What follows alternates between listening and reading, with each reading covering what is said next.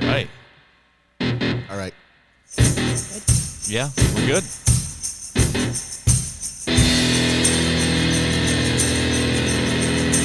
Phone on silent.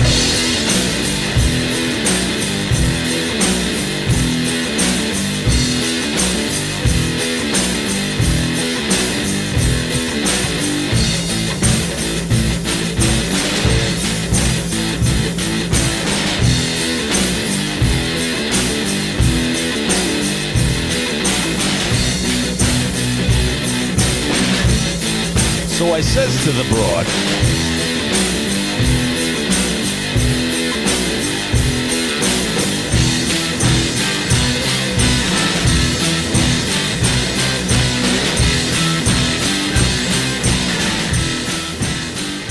good morning, and welcome to Schnozzcast, episode 89 for Saturday, September 5th, 2020. Kids, how is everybody doing today? Just delightful. oh, good evening. Delightful. It has been a delight. We're just getting started. We're alive. It's a lot of pressure for us. Yeah. To be a delight at just 1 minute before midnight. Yeah, we're just calling this Saturday because we just made it in under the wire because technically it's almost Sunday.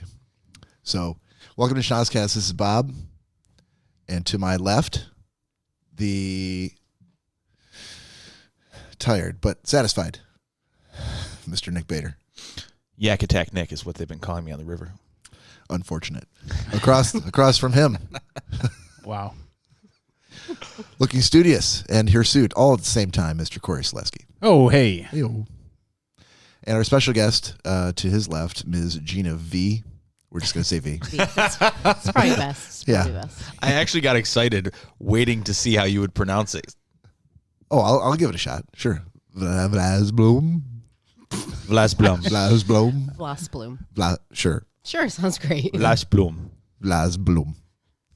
I feel like you're making it a lot harder than what it actually needs to be. Und this is Gina Vlasblom. I think Cory, you've hit on that is the mantra of this entire podcast. Let's make it harder than it needs to be. Yeah, Yeah. why not? As well as for the ladies. Of course. Makes sense. I'll go slow.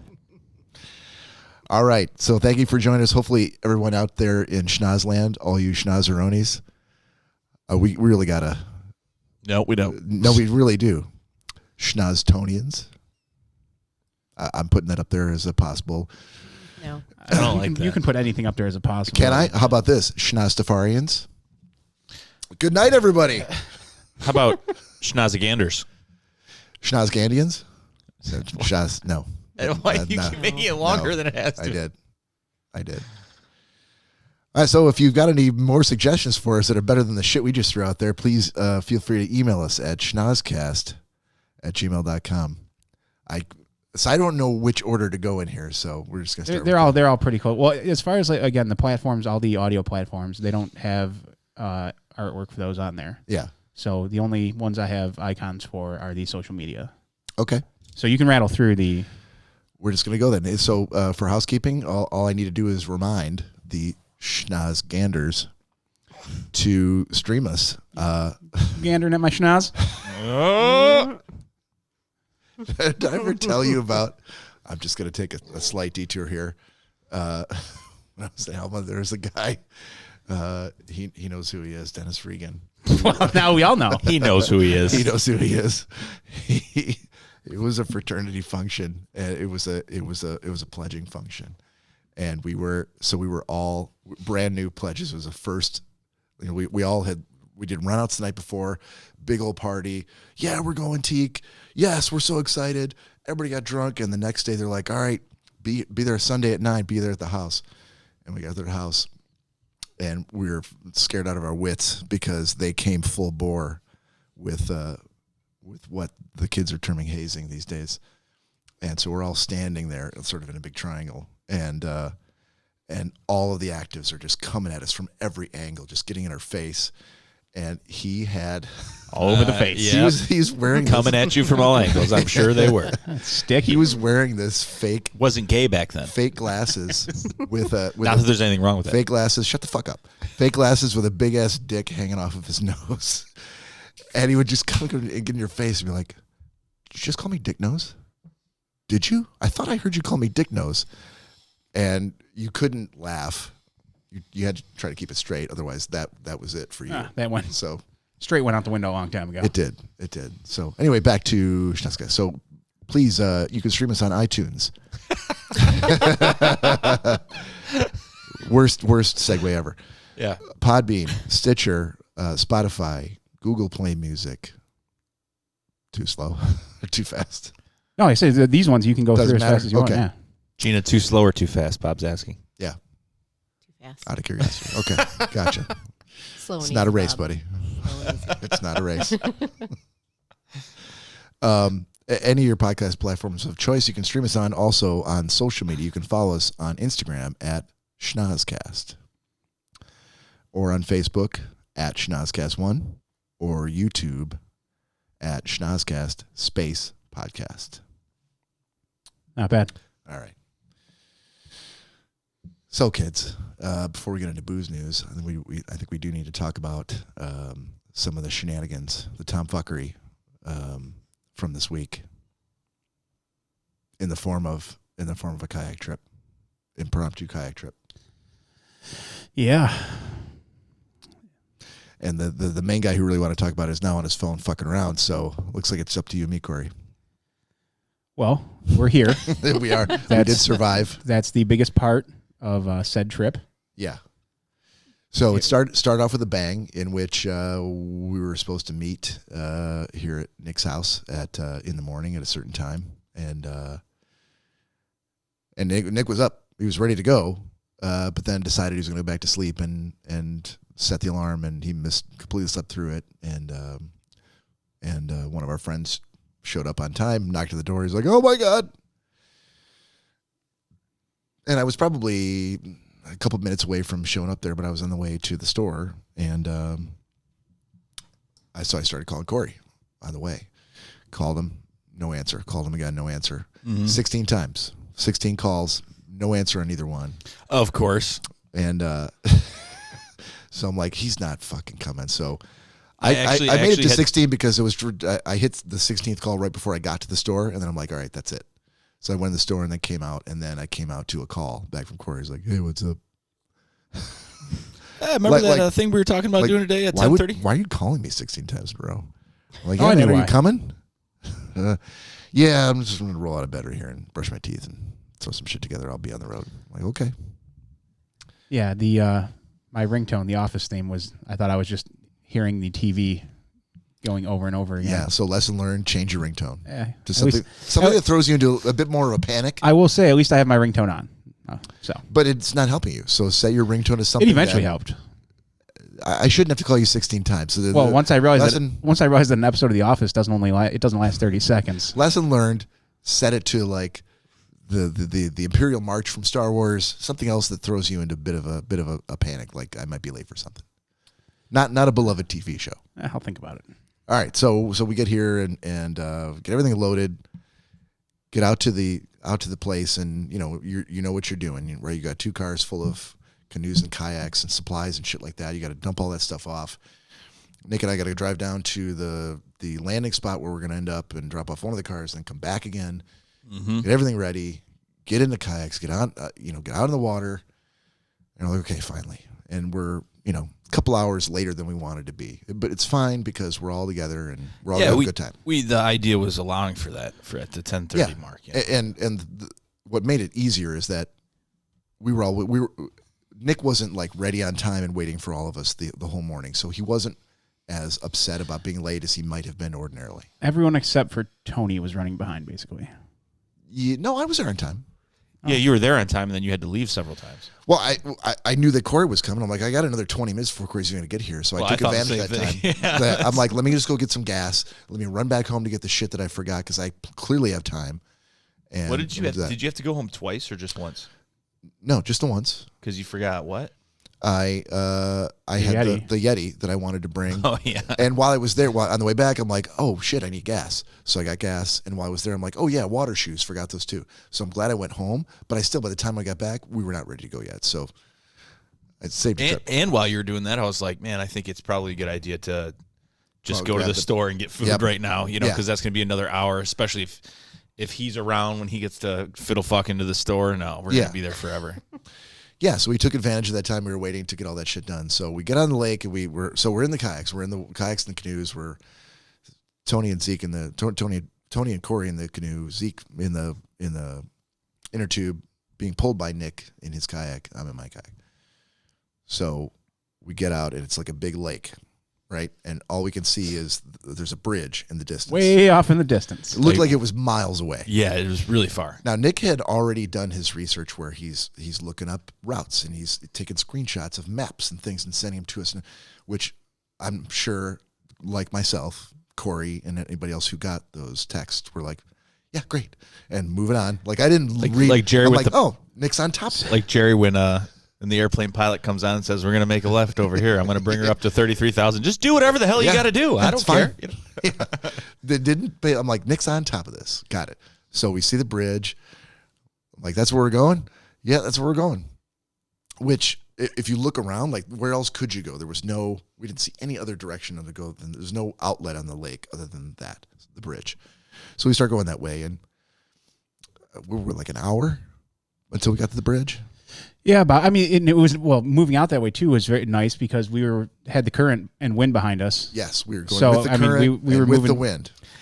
In my first defense, Now, keep in mind, we're not blaming you for this. no, I'm not either. Just explaining what happened. Of course you're not. So, so it's Only makes called sense. it's called the Island Lake recreational area, and they said you're going to enter at the Island Lake, and then you're going to take the Huron River down, and you're going to end at Placeway. So we knew that, and we knew before Placeway was one other pickup called Ridgeview or some shit, and the one thing that they said was, when you enter at the Kensington parking lot for Island Lake, if it bothers you hearing loud shooting noises, there's a shooting range nearby.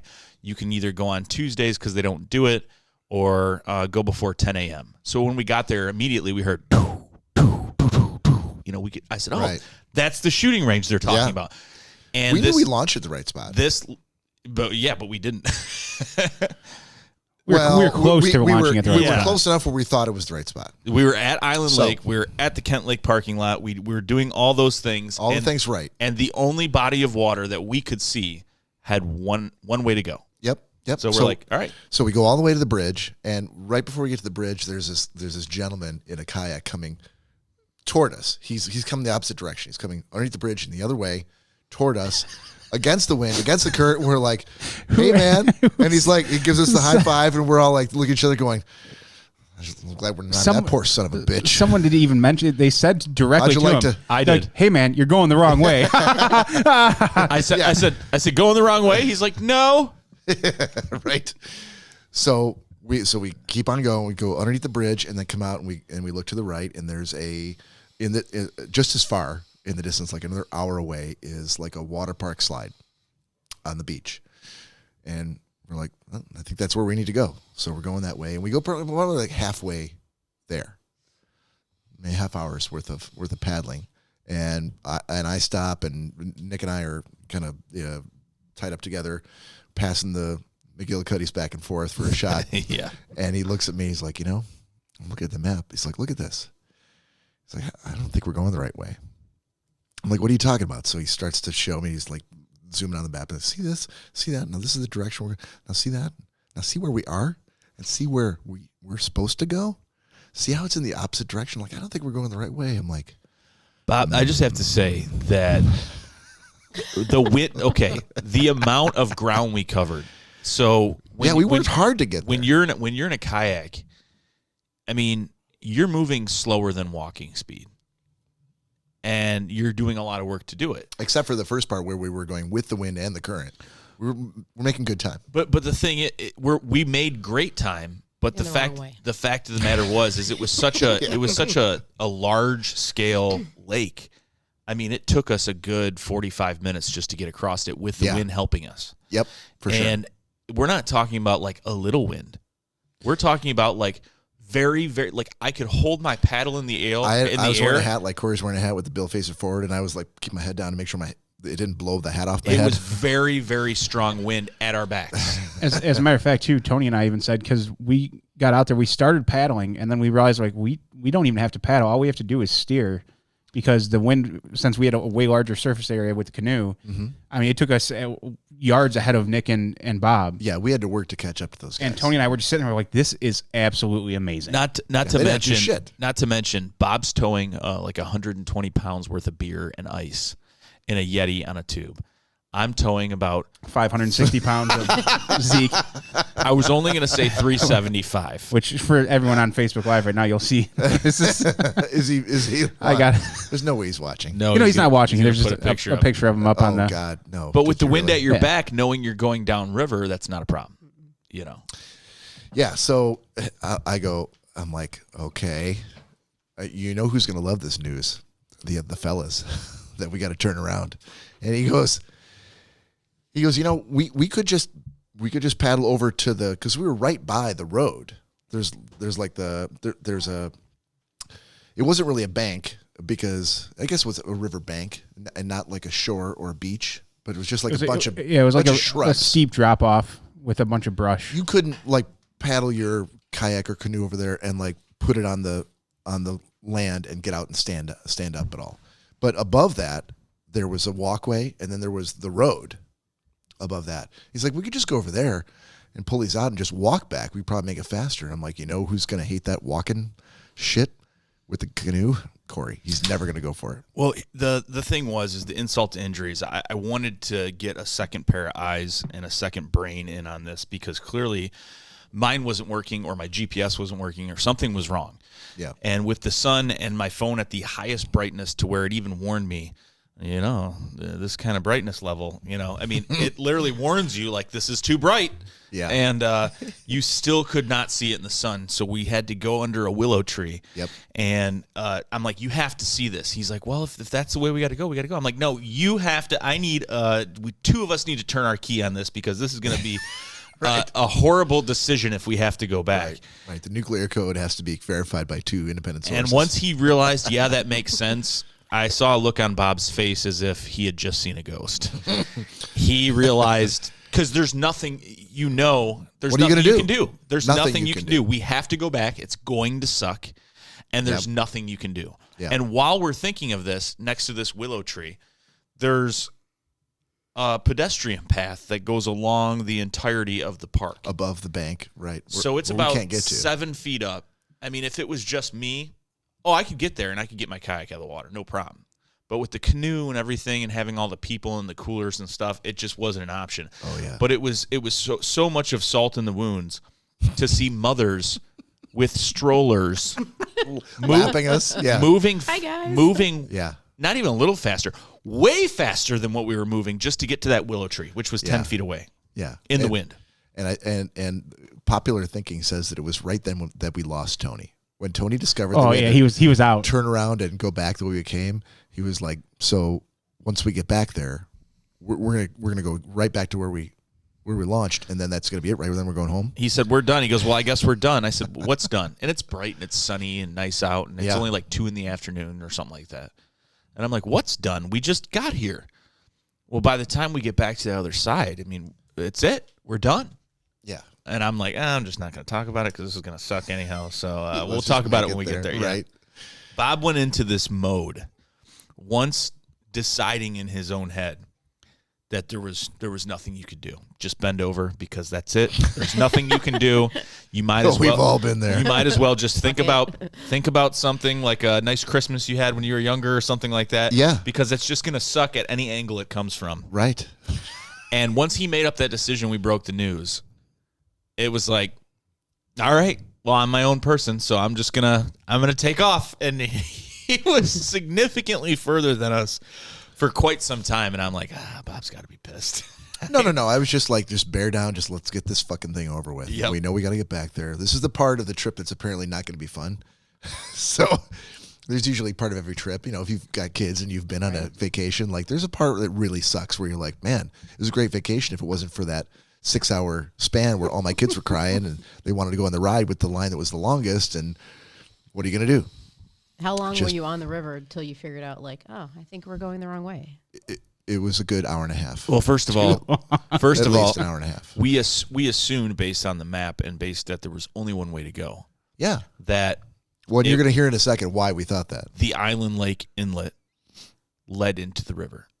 Yeah. And once we went under the overpass and saw a lake to your right, And no other river. to your right, and to your left, that was twice the size of the lake we just thought was like our Everest. Yeah. I'm like, this doesn't look right, man. This is not a flowing river. This is not a river. Yeah. But he's checking the map and he's trying to, because clearly you don't want to sound that kind of alarm, like we've got to turn around until you're really sure. So once we were finally really sure, so we start going back and we ended up pulling over when we got probably halfway back just to like have a shot, get out and actually be able to walk around, Sandwiches. go to the bathroom. Everybody had a sandwich. Got back in and finally made it back there, back to where we launched. And so now we've gone exactly back to where we started. Pulled everything out of there, and then he finds out that, and on the way back, we're all looking for like, there must have been something over on the right. Something you missed. Inlet to go. the river, but we couldn't see any. And I was way behind them because after the sandwiches and shit, You were running out of steam. I was just like, fuck, man. Done with this This is shit. too much work for a vacation. So I got back there, and Nick starts talking to one of the guys who's working in the launch pad for the place where they rent out kayaks and canoes and shit. And he's like, "Oh, see that fence that's like within walking distance of where you guys left from? That fence, there's a little tiny waterfall there, like a dam, and that's would normally be open, and that's where you go. But it's not open now, so you got to go over here to this thing where you take your kayak and put it on this rail and you just walk it all the way down. And that's where you launch." And so Good to know. Nick's immediately like, okay, You- everybody grab their shit. Everybody's move it. We're moving over here, guys. And that's what we did. One by time, kayak by kayak, grab the canoe, grab all the coolers, grab all the floaties and everything, bring them all over there. And we bring everything down there. And we're all like, we've all just, worked hard to get back to where we started. And now we're looking at starting another, what I think we talked about being like a 4-hour trip. Yeah, down it the river. literally said on the thing that we were looking at, 1 to 3 hours, depending on how fast you're going. But as I'm telling them, I'm like, you guys, this is going to, it's 4:48 or something right now, and you've got the current of what we're used to in a river. So it's that like sit in your kayak and you don't have to do shit, and it's going to take you. Hold on, no. What he said to me was, I go, how long is this going to take? He's like, it should take probably like 4 hours or so if we move at a good pace. And it was the good pace. And in my head, I'm like, ding, ding, ding. And I'm like, hold on, man. I just paddled the fuck out of like the last 90 minutes to get to where we are. Like, I need to, I am not going to be paddling like that to start with this. Like, we're going to take a break and we're just going to float for a bit. We're going to have a shot, maybe have some chips or whatever bullshit. Some chips. We all brought chips. Chips. What can I tell you? Cold cuts, As chips. you do. Yeah. On the river, you have some chips. But that's what we're going to do. I'm not saying I'm not going to paddle anymore. I'm just saying like we need to take just a break and we've spent the last 90 minutes not enjoying 1 minute of what we're doing. Like we need to bring it back to why we did this in the first place. He's like, yeah, no problem, man. We can do that. So we could go, and it's a lazy river, kind of like this is exactly what we should have been doing from the beginning, and here we are doing it. And from that point forward, we treated it like the trip that it should have been. We're bullshitting, we're laughing, we're playing music, we're You're passing relaxing. You're the enjoying booze yourself. back and forth. Yeah, we're fucking around with the Zeke's on the he's dragging behind in the tube and fucking with him, tying him up again and laughing when he's like, "Hey, why are you leaving me here?" So a lot of that kind of shit happened. Corey standing up and dancing to "I'm too sexy for my shirt." Yeah, absolutely. I'm going to assume you don't have a shot for that. Oh, he does. I took a picture of it. So I don't have the one But you're standing not up, but I have the one of me in the holding my paddle over the head. Right. So, as a matter of fact, I was able to put in one little time lapse as I did put it into the screenshot there. Okay. Oh, that's actually pretty cool. So a lot of that kind of stuff going on. And then, and so we stopped, once, stopped again, stopped twice. And it's a winding river, right? But we're doing okay. And there's not really much you got to do. And then I remember the last time we stopped to all make another sandwich and bullshit and go to the bathroom and whatever else we got to do. We start looking at the sky and looking at how it's getting dark. The sun's gonna and Nick's looking at his phone and he's like, oh, we've got approximately like 37 minutes until the sun goes down. And I'm like, man, how far are we from the end? This is where I think Tony and Zeke really were like, okay, what the fuck? Well, and Zeke was in a unique position because he's just basically sitting. He's not helping at all. There's nothing he can do. He's basically just a passenger. He's like your grandma sitting in the back seat of your SUV while you're driving to a destination where they're like, how much further are we going? While you're walking, and you're like, shut up, grandma. We'll get there. While you're walking with your grandma, who's 7 times her size, on your back. So Nick's like, okay, guys, we need to get going. Like, let's gather up all your shit. Let's get going now because we are not going to make it out of here by the time it gets dark. You know that noise like on Unsolved Mysteries where it's like where it goes into like the second chorus and it's like, and it's just like that really eerie noise. I heard that in my ears when I pulled up the map and realized we were about a good 20 minutes from being halfway done. And that was the last anyone ever heard of them. And the sun was like already behind the trees, and I'm like, oh fuck! I'm like this. And this river doesn't go like right up next to the highway where there's like street lights that are casting a glow onto the river. Like, and sure enough, so we keep going, and it gets darker and darker and darker. Someone stole the sun. I mean, it went. Put it in their pocket. When we bought these kayaks, Nick was very like, I wouldn't have done it, but he's like, yeah, when you're out on the lake or whatever, you buy lights for your kayak. Like, there's a light you put in the front, and then there's a light that you put on a extension up in the back which we're still in a debate about of which ones go where, but doesn't matter. But to let boats know that you're there in case they're coming, to light the way in some small way. I had done that. We'd both done that, but then Nick went the extra mile of putting like LEDs on the outside of the front half of his kayak with he fashioned a little homemade battery pack, much like the Unabomber might have done for like a small battery pack just in like the middle, that, just to blow up a school or perhaps a place of business or church. Too soon, Bob. Sorry. Regretfully said. Yeah. But so he pulled that out, started hooking on. We start hooking up the lights to each other's kayaks, him to mine to his, because we know that Cory and Tony are in the canoe, which has no lights whatsoever. Come to find out, not a single one. And they were pulling Zeke at that point, right? Yes. Yeah, I was done. So now they didn't have any lights, but Zeke is behind them in the dark, which has in now become to like a pitch black, like you couldn't see 20 feet in front of you without a light. So for the viewers, I have a photo of what Tony looked like in front of me with my flash on. Oh, really?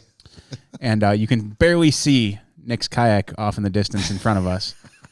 And I tried to take one with the night shot. Yeah. But it was actually so dark it wouldn't even process the night shot. So. And so we're like, so now I'm like, holy shit. I I don't know where we're going. I don't know how long it's going to take for us to get where we need to get to. And now all of a sudden the river has turned into like this house of horrors where it's not just at no other point in the trip was it like this. But once the sun went down, all of a sudden now there's like giant trees felling like 90% of the river where Nick's like calling out like, okay, tree on the right, got to stay to the left. And there's like, like a 8-foot space where you can get your boat through. And he's like, okay, when you get through there, you're going to make a hard right because there's another tree. Then you got to go, there's only like 8 foot on the right-hand side of the river. You remember Just crazy amounts of like back and forth and like big branches and rocks like and a shit video that was game. coming out. You remember on Winnie the Pooh? No. Listen. I'm going to say right up front. It's a no. reference. No, I don't. When it was like, beware, beware, beware, beware, beware, that Heffalumps and Woozle song. It was really creepy. Yeah. Look it up. Wow, it's a very specific Look that one reference. It was as if the second the sun went down, the devil came out and was like, it was like, oh, put all these trees in there. what can we do? I mean, because it was just a clear, Up, open rocks river. up to the surface of the water. Rise, my minions. I mean, like, I swear to God. Stop those boats. And I feel like, that Bob, I feel like you got to a point where you felt very unconfident. Because the second because I remember I came up to you on one point. I was constantly kind of like going back and forth because, oh, we need this back here. Oh, Nick, I can't fucking see anything. Can you come over here for a second? Well, in Bob's defense, he did flip himself on the kayak after hitting a log just prior to the sun going down. The sun was still out. Yeah, that's what I'm saying. It was still light at that the point. sun was still out, but it was light enough to that point where I hit this branch or whatever. All we saw. It happened to be like right in the dead center of my kayak, and I was like, all of a sudden, I'm like, whoa, I can't. And I'm trying to get my balance, but the current's pushing me, and I just fucking It flipped. dumped out of it, and I lost my anchor. I lost everything. So then, as we all dive out, So we stop, and there's still a little light in the sky, just a little tiny bit. yeah, you can still see up and down the river. Bob's like, I don't know where my anchor is. I don't know where this is. Well, the anchor's not cheap. And I'm like, fuck. Tony's had just enough drinks where he's kind of stumbly a little bit. He gets out. There's a submerged log, and it's probably like waist level. Well, beyond the submerged log was about 7 feet deep. So he stepped onto with his uncertain leg. He had a lot of uncertain standing the whole time we were out there. He was always like kind of falling and doing stuff. And he said it was because it had something to do with his hips. I don't know what's going on, but I don't know. His woman-bearing hips. But we as we're like trying to pull around, because Bob was okay. He fell out, but he was okay. We're helping him. Tony goes to get out, slips on this log and flips out of the canoe. Shit's like going everywhere. So I'm like, dude, and he's not getting up. He's like, I don't know what's going on. And everyone's just kind of like, and he's like upriver trying to find stuff. And we're like, dude, what the fuck is going on? So I'm like, I'll come get you. And so I jump out and I'm like, Cory. But mind you, right before this happened, I saw Bob's paddle coming down river towards us. So I'm like, that was mine. No, that was Bob's. That was I grabbed Bob's. And I'm like, oh, thank God, saved a paddle from taking off on us. Yeah. So I put it in the canoe. And we got quite a current at this point. So I'm it like, was a nice current going. I'm trying to go back. I'm like, Zeke, come help me look, because we just got to find where that big branch was. Like, if we just walk back to the water, which we could, it wasn't even waist deep. I'm like, I can see where it was. Like, we're just got to look for that branch. My anchor's probably right there, because that's where I dumped. That's where it would be. So I jump out and I'm like, Cory, just stay right here I gotta help Tony. I don't know what's going on. And he's like, I can't get up or whatever. So I run over to him and I grab him, like helping up, and all of a sudden I kind of see like out of my peripheral vision, like Cory just kind of like shuffling past me up the river. Wait, water shuffling? Yeah, it was water shuffling. And shuffling? I see him kind of like looking around and like spitting his dip out and like going to grab something, and I'm like, wait a second. And I turn around, and my kayak is slowly like Bob's kayak is slowly floating down the river. And I'm like, Cory! And he gives me this look. And then I look into the distance, and I'm like, where's my paddle? Cory, where's my paddle? And he just looks at me and kind of like shoulder shrugs.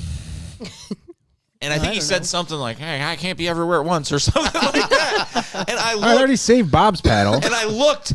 I'm trying to hold on to the canoe as well. One open water save. Literally past a bridge like that went over, that these two gentlemen were standing over, like the only just people watching we've seen. the tomfuckery going on. Show going on over Yeah, here. just kind of like, look at those sorry motherfuckers right there. Look at that. These two guys standing up there that were like on a bike ride that just stopped to look at the river, and I would say 100 yards down the river. Oh, okay, I'm not. First of all, you're not looking 100 yards down a twisty river. Dude, I'll give you 50. I'll give you 50. Okay, whatever. Yards. It was this fucking big. I saw a white dot to the effect that I didn't even know what it was. I'm like, there's no way. I'm going after that white dot. Right. I'm like, there's no way that's my paddle. And I said, Cory, is that my fucking paddle? Which I don't know why I have all the answers at this Not point. sure. Because you were the only one not actively doing anything. You Well, no, he was he was holding on to my kayak. I was holding on to his kayak, his Yeah. paddle, and the canoe. Oh, well, where was Zeke was standing over the top of Tony. You must have been holding onto my kayak and no. Bob's paddle. No, because you jumped in your kayak. You jumped in yours and then anchored Bob's off with your. No. Listen, I wasn't anchored. So you were holding onto mine because Bob's was floating down the river. My kayak? The kayaks didn't go very far. Bob's kayak was floating down the river. My paddle was way down the river to the effect where I said, I initially thought that it was Bob's paddle and Bob's kayak. That would have made more sense. So I grabbed any paddle I saw, which had the green on it, which was yours. Yeah. And I jumped in, and Bob's kayak was a good 30 feet down the river. So I jumped in and I started fucking paddling. I am trying as I'm paddling to take my anchor off the kayak, unravel it, because you literally have to unravel It's it. like a fucking Die Hard movie. It was. Oh, I'm sorry. This is what I get. Just, No. Keep going. Keep Yeah, going. this This is a good story. This is what I get. So guess what? Shoulder shrug. Guess what? Yeah. What do you think the outcome would have been if I did nothing? If you did nothing? Yeah. Anarchy. No Dogs kayak? and cats Nope. living together. Mass hysteria. I will say, as you were yelling for someone to help you grab one of the kayaks because you had to go get your paddle, who was the only one that came running down the side of the river? You, buddy. Running. Oh, I was waist deep in water. Aqua shuffling down the river. So anyhow, I felt like it would, and there's no, by any stretch of the imagination is this even close, but in my own mind, I felt like Keanu Reeves in Speed. Like I'm going to have to jump onto this bus. Fuck. He couldn't even take your Die Hard references. Like, no, fuck that. No. I got a better one. Speed. Well, because I thought about it to myself, and I'm like trying to quickly process I'm glad you thought about it. how the fuck am I going to get in this where you have like a current, and you guys are way upriver. So how the fuck am I going to get Bob's kayak, my paddle, which is way, way further, Yeah. and somehow secure his kayak? So that's why I was trying to unravel the anchor. It's at least 4 airfields far in that by now. Oh, it was. Well, yeah. So Right. They've had to jump over a freeway with there was a whole piece missing, and they had to make the leap. And So everybody lean over to the side. Those guys watching on Put top your of the hand- bridge started put your hand shooting at between your Nick. knees. I do remember I kept just yelling, Cory, what the fuck? Cory. And I remember he's like, so I get the hook on my kayak, and as I'm going by Bob's, I clip it and toss the anchor off into the distance, and then I fly down river with his paddle.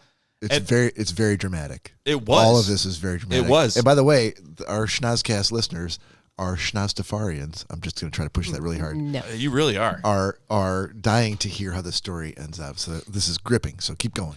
So I finally get way down as these people are staring at me like, what the fuck is this idiot doing? They pulled out rifles and The started sa- shooting. from the safety of their bike trail. Yeah. Up on the bridge. I get the extra paddle, which was mine, and I snap it onto the side and then use Bob's to go back upriver, and finally you ended up finding your anchor. We got my anchor, grabbed my kayak, and they were starting to get loaded, so I got in. And I feel like when I met you at the bridge, I feel like you knew like I was all business at that point. I'm like, all right, we were already behind. Like we were already fucked with how low the sun is getting and how dark it was getting.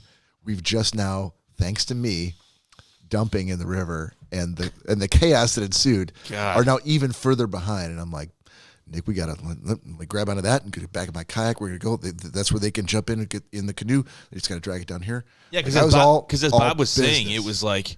it was a real shitty area to enter the kayak, and it was like almost chest level. So it was like, Not a good spot. It's tough to get into any vessel that you're gonna float in when it's above your waist. You know what I mean? You got to have some sort of purchase. You got to get in. It can't be really sitting higher than your knees. Yeah, because you're going to end up doing more You need damage. to get in. Yeah, So it's how are you gonna- really tough to get in. It's not like a stand-up paddleboard where you're like, Yeah. it's like a surfboard where you're like, oh, I just got to grab the end and just You gotta kind of hoist crawl myself in. up. No, you have to actually like seat yourself in it and pulling it, and it's already sitting low enough where if you try to like get like your torso, your top half onto it while your feet are still in the water, you're just gonna tilt it. You're gonna fill Tilt with it over. water.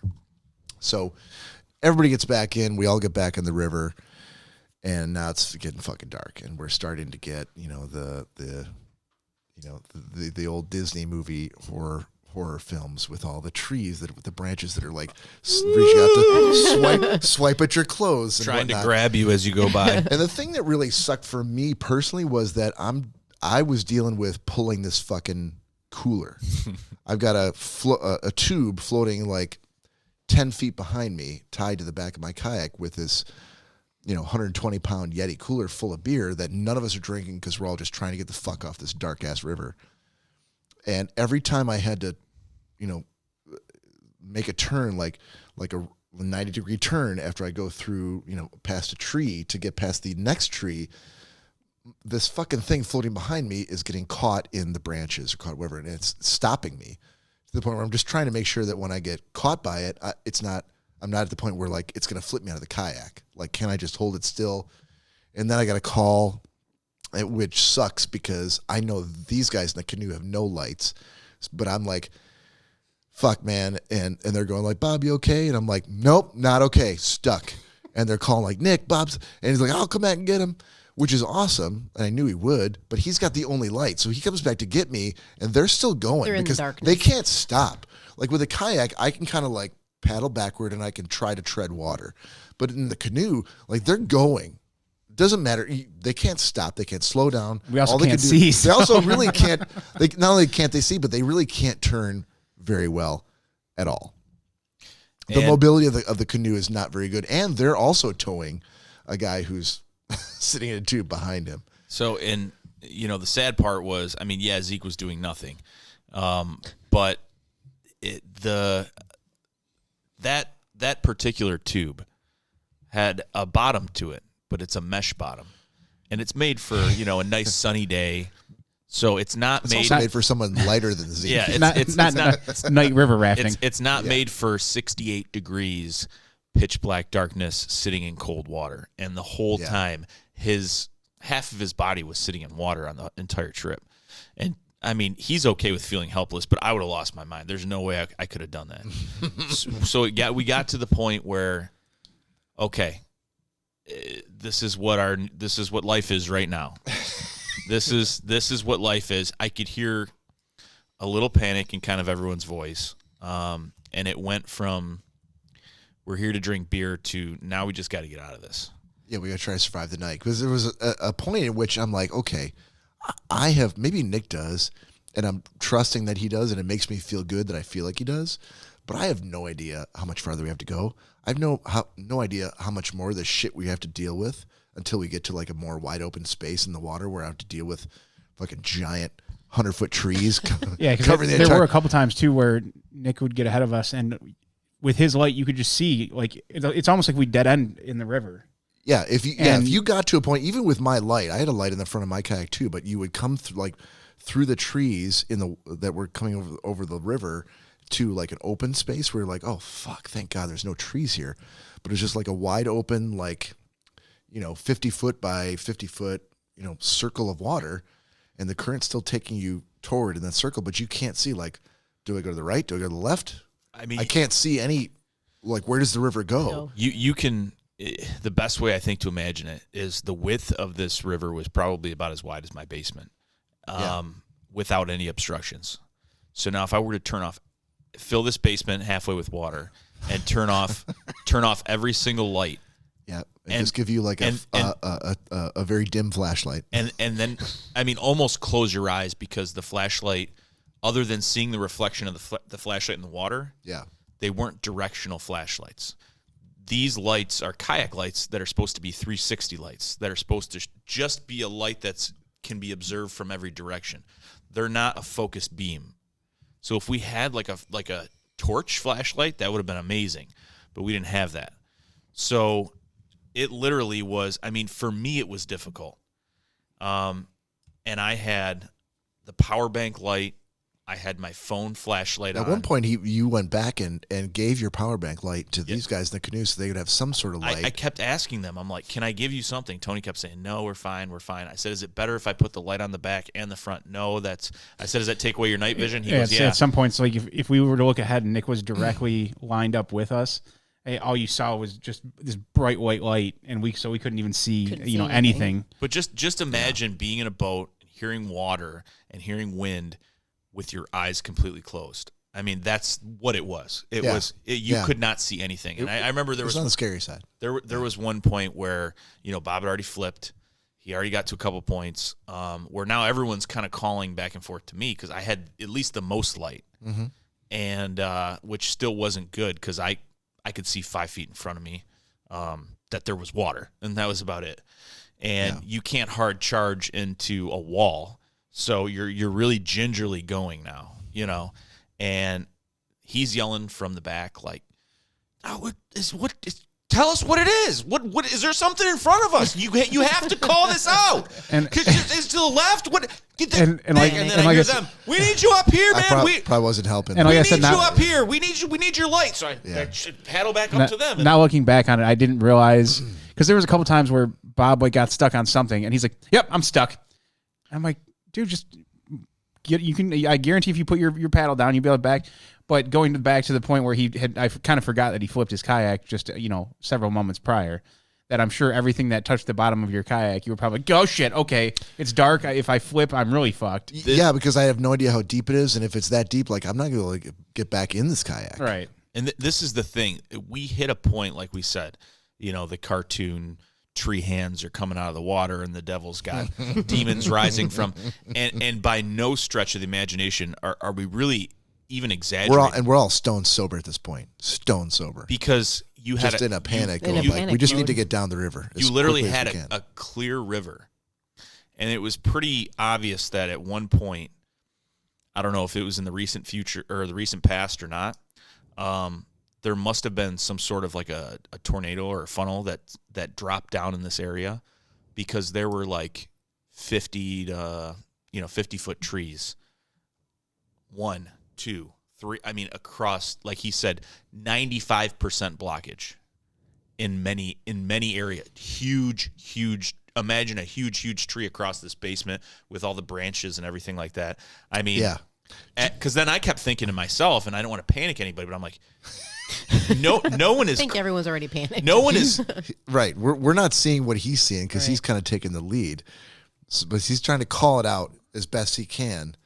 Like, be my eyes. I mean, that's literally what it was. Yeah. But have you ever seen Perfect Storm with Clooney and Wahlberg, and they're in that boat, and at the very end, like he's like, they're trying to fight through this goddamn nor'easter, and they've made it through these. They're like riding up this wave, and the boat's like almost literally like vertical, and they made it. They're like, ha ha! They're like looking at each other, going, "We made it!" And they come to the other side, and they see now there's this wave that's like 5 times bigger than any wave they've ever seen. Like a wave that there's no fucking way they're gonna make it.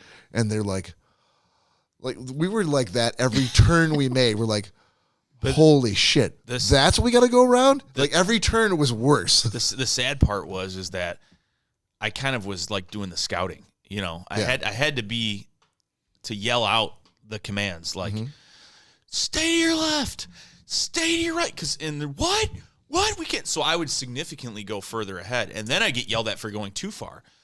Get back! We can't see anything. Get back! Yeah, because he would go like around the bend, and I'm like, well, if he goes around the bend, like I'm behind the canoe, and they could look back and see me, but that's not helping them because they're going into blackness. Trees. So like, dude, slow down. You may as well have had everyone have blindfolds on and just follow my commands. It just was what it was. So and long story short, there's a couple other things I want to. So go ahead. Let's do the shot first before. Mid-story shot. I need one just talking about this. Hey, if you're joining us and still riveted by this somewhat riveting story, grab a shot, grab a beer, and here's to you. So, I got to see like these monstrosities in front of us. Don't call me a monstrosity. These trees that are 15 feet tall on their side, and I couldn't see them well enough to know, dude, I don't even think there's a way to get through. No one was going through and like with chainsaws and that's what I was waiting for. Was someone to say like for Nick to say, I'm like, it's coming. We're not going to be able to get through. Yeah, because at one point there was I can't remember which point it was, but there was a point where like something had fallen from the right side across the river to the point where he was like, and I could see him up there in front of me with his light, and all I could see were branches. And he's like, hold on. hold on. Yep, there's a little space where you can get through. It's really tight. And I just see him going into the branches, and I'm like, where the fuck is he going? I was like, where? Well, where's the spot? Is that where you are? He's just... Is that where you are right now? Is that where we have to go? Yeah. And I said, yeah. But because we were all on the other side of the river, so now I'm like, we got to come back all the way to the left, across like, maybe 40 feet of river, paddle back over to the left to get through a spot where I think that's where he's going, but I'm not really sure. And if that wasn't bad enough, like 2 other trees had fallen before that one and were about 9 inches below the water level. So this pathway that was like a little cutout of branches, maybe 16 feet wide. Mm-hmm. I'm going through and raising branches just to get, to clear it. And in the pitch black. And yeah. I feel under my ass like, yeah. And I'm like, and he's like, I'm almost not making it over. That fat ass in his kayak, he's definitely gonna get stuck here. Well, because I'm like, I'm thinking of, and I did with on a kayak as one person not towing anything. If I can just clear it, a 14-foot canoe. No fucking way, Bob's gonna clear it. Yeah, well, there's so many with a cooler on the back. And I'm going like this, and I'm raising my light up as I'm going underneath it, like a scary cave or something. And I just see like reek, reek, reek, and all over the branches are just spider webs and spiders and everything. And I'm like, and he knows that. Who was it? Hates spiders? Tony and me. Every branch we passed, even though he couldn't see anything, the second he touched the branch, spiders, spiders. I'm like, Zeke, you can't see anything. There's no spiders. He knew they were there. The whole time the current is just pushing you forward. Like, there's no can't stop. Let me stop right here and just make a decision as to what I'm going to do next. Like you're going to go forward into whatever decision you're going to make. So it was. I remember when it first got dark. Before we we legitimately like turned it into a science of calling out commands. I remember Bob was like, Nick, and I'm like, what? And I'm like hearing all this. I'm like, what? So I like paddle up to him, and I'm like, what is going on?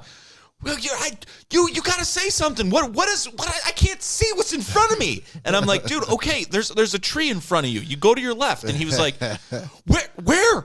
What tree? Where? Yeah, we had to quickly work out like, okay, I'm gonna call out like a tree on the right, stay to the left. And I remember I looked and I put my light up and there's this giant trunk in the water like 6 feet in front of him. And he's going, where? I go, Bob, right there. Where? I said, it's directly in front of you. Go to your left. He goes, okay, that's all you got to say.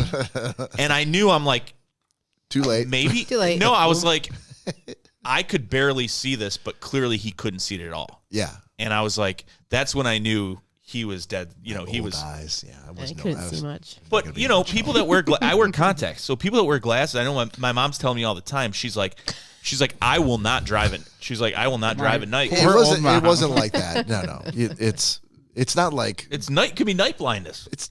I don't have night blindness. Well, it was hard for me. I have a problem with not being able to see things in the pitch black fucking darkness. That's my problem. Normal people. I think every human has that problem. Yeah. Right. So long story short. Yep. I feel like this has been like a 40-minute story. We finally made it to the drop point where right before we got there, we hit what looked like a drop point, but there's a fire. And there was like people up there like having a fire, like just like roasting marshmallows and shit. And we were all shell shocked. I'm like, at this point, I'm like, Nick's leading and the canoe is right behind him. And I'm like following the canoe. And I'm so shell shocked from like shit that's in the water that I can't see where I'm just like, let me just make sure I'm exactly behind where the canoe is. Because if there's something under the water, like a branch river, I'm going to hit it. If they don't hit it, I'm good. So we're all like, it's kind of like, it's just kind of. It was like you were, and they're like, "Hey, how's it going?" And I'm like, as if it was the middle of the day. Good. It was just trying to get out the river. It was like being lost at sea for 5 days and seeing a fishing boat. He's like, you're good. Like, there's only one more launch point around there. You guys are almost there. I'm like, are you sure we're almost there? He's like, oh, yeah, it's right down. I go, how much farther down the river? He's like, no, you're probably good, maybe like 3/4 of a mile. And I'm like, Well, there was quarters of a mile. Well, Do you know how long that is in kayak time? That's like 7 hours. You know what the funny thing was? Is I was going back to help them in the canoe at this time. Yeah, and I was in the lead at this point. And I saw him go, hey. Oh, we got and he had a conversation with these people at the fire. I did. And then he kept going. And I remember I pulled up and I'm like, what's going on? Just Not really sure. Just I don't know, man. They said close. They said it's up there. I'm like, what did they say? there. He's like, dude, we just gotta go. And I'm like, he told me nothing of this conversation while we were on the water. I was shell shocked. Which come to think of it we too, just got to get through this, man. what the fuck were they doing in a state park, having a campfire that time of night when they were locking everything up when we were leaving? They have campers there. They asked us when we so okay. Getting to the end again. Long story short, we found the launch point. We finally docked. It was right where we needed to be. Tony almost killed himself. Oh yeah, so I went. The only thing I remember from the article was Riverbend. We remember that. One because you said it for like Tony 4 said, hours. I hear straight. Riverbend one more fucking time. pickup point Pick up at Riverbend, and Placeway was the end. and over the course of 4 hours, Nick's like, that feels like that's Riverbend right around the corner. And we would turn the corner. He's like, You didn't see not Riverbend, but you it's right around the corner. And Nick did make Riverbend. make the mistake of telling us at the very beginning of everything. He's like, "Oh yeah, Riverbend's the halfway point." And when we got and It's not 3/4. It was not. when we stopped and had the second 3/4. round of sandwiches, Nick's like, "Yeah, we're about halfway to Riverbend." And we're like, "Wait, what? We're only halfway to the halfay point?" Well, Like, a lot of times, like on the phone, you wouldn't get service and stuff, so the GPS In wouldn't Nick's necessarily. defense, he was number one, well suited for this trip because he had outfitted his kayak with all these lights, and not to mention, as we know, he's a lifeguard, retired, with 13 open water saves. I wish I would have that ready to go. And loves and absolutely relishes his role in saving the day. And we tease Nick about that a lot, but in this case, like, I absolutely relied upon Nick's love of being the guy who saves the day to literally save the day. And he jumped in that role. He's like scouting shit out. He's like calling things out. I'm giving you props, man. I appreciate it. Got us through that, legitimately got us through that, and jumped into that lead role of like, hey, I'm the guy who's going to get you through this.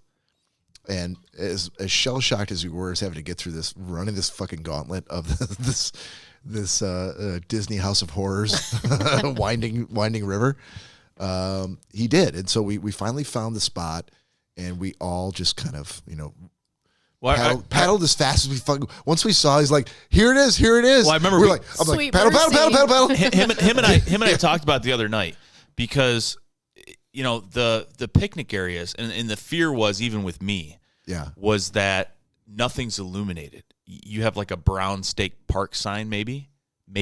Yeah. And we all thought, we're like, okay, we knew like there's the spot where we're supposed to drop should have a sign, and it should have a like a ramp, like a boat launch ramp or pebbles. Sort of like a ramp that you should go up to. But it's so dark we could miss it, and if we miss it, there's nothing for another 11 miles. I told him, I said, just so you're aware. Yeah. And it probably didn't help, but it's good to know. Oh, scared the fuck out of me at the time when he said it. I said, if Riverbend was an option to go out, you have all this open forest. Yeah, all this open forest. But I don't know. The only time I would say that word was because I didn't know, and I was like, I would see like a picnic table, and I'm like, oh, maybe this is this, because I didn't fucking have a clue. Right. So I did probably say it 10 times, because I'm like, is that what this is? You did. And but I said after Placeway, where my truck was, on the map, like this map for 20 miles had kayak. Now it's 20 miles? I thought it was 11. Now it's 20 miles. No, not that part. Probably felt like 40. No, not that part. Okay. The map, the previous river map for 20 miles going into like Milford had like 30 different pickup points. this one, this one, this one, this one, this Yeah. one. And after Placeway, for a good 11 miles, river miles, Yeah. There's nothing. Yeah. So I remember towards the end, he was like, okay, are you sure, man? Because we could go by this and not see it. Are you sure? I'm like, no, I'm not sure. But I'm looking at the map and we haven't gotten there yet. Well, how far? Because what if you didn't see it? I'm like, Bob, listen to me. And We still unfairly, Nick's fighting against the common conception now, the perception now that he has already. We've already gone like a 3-hour tour in the wrong direction at the beginning of the trip, which in hindsight, not his fault, easy mistake to make, but perception is reality. So we're all like, oh man, you fucked up that first 90 minutes. Like, oh God, like what are we gonna? Are you sure? And the funny thing was, even though I sent them all the information that I had that we didn't read, that none of them looked at it. No. So now, yeah, the person that basically went online for 20 minutes and looked up some maps. Cory's like, I'm out. Yeah, I'm out. Now they're like, yep. Now they're like, time to get a drink. Well, how much longer? Like, I'm like, I've never been here. I don't know. What does your map say? That is not what you should be saying to me right they're now. Like, well, we tell me you've been here before. So now tell me you've got some sort of Aquaman sense Yeah. of how water works and where we're supposed to be. This person that all these folks that just sloughed off everything. Now the person that so you looked at a little map and what's going on. But this now is the towards pressure the end, that the guy who plans the trip is under. It's just the pressure. Now at the end, it's like they're demanding answers. How much further is we're on a river in the goddamn pitch black darkness. When the fuck are we gonna get out of here? So I'm like, you know what? They can only go so fast. So I kind of paddled up pretty quickly because I saw this little tiny sign in the distance. Right. And I'm like, dude, God, If everything that's holy. Right. I'm sure he was thinking, if this isn't it, God, like please. I've got a lot of explaining For to do. everything Fuck, that's we missed it, guys. everything that's holy hour. for everything that's holy and sacred. Lord, shine some light down. And I got up and I saw and my light hit it and they must have had the brown paint like the state park and then the words were in like a reflective. And I just saw Placeway. And I go, I see a sign. I see a sign. I remember I told Cory later on, I'm actually surprised that you guys really didn't dig in that board. He's like, oh, I dug in like a motherfucker. He goes, you've said that like 5 times. We don't know what a fucking sign was. I saw you going like this, and I'm like, we're home, bitch. We're home, bitch. I literally, to this day, I have like big ass blisters on my hand from how hard I was digging in, trying to paddle for what seems like it was probably 12 straight hours on that river. Yeah. So I do have to ask though too, because I never even bothered looking to the right of where we finished at. Did it actually still continue on past? Oh that? yeah. Okay. Once I saw the stairs and everything, I'm like, that's all I focused on. No, that's why I could see there was a river going down, but I didn't look far. Like, I wonder what's down there. Like, I didn't give a fuck what was down in that way. Like, I just got to get off this river right here. There's a blip on the map that shows like a paddle sport icon of just a silhouette of a person in a canoe.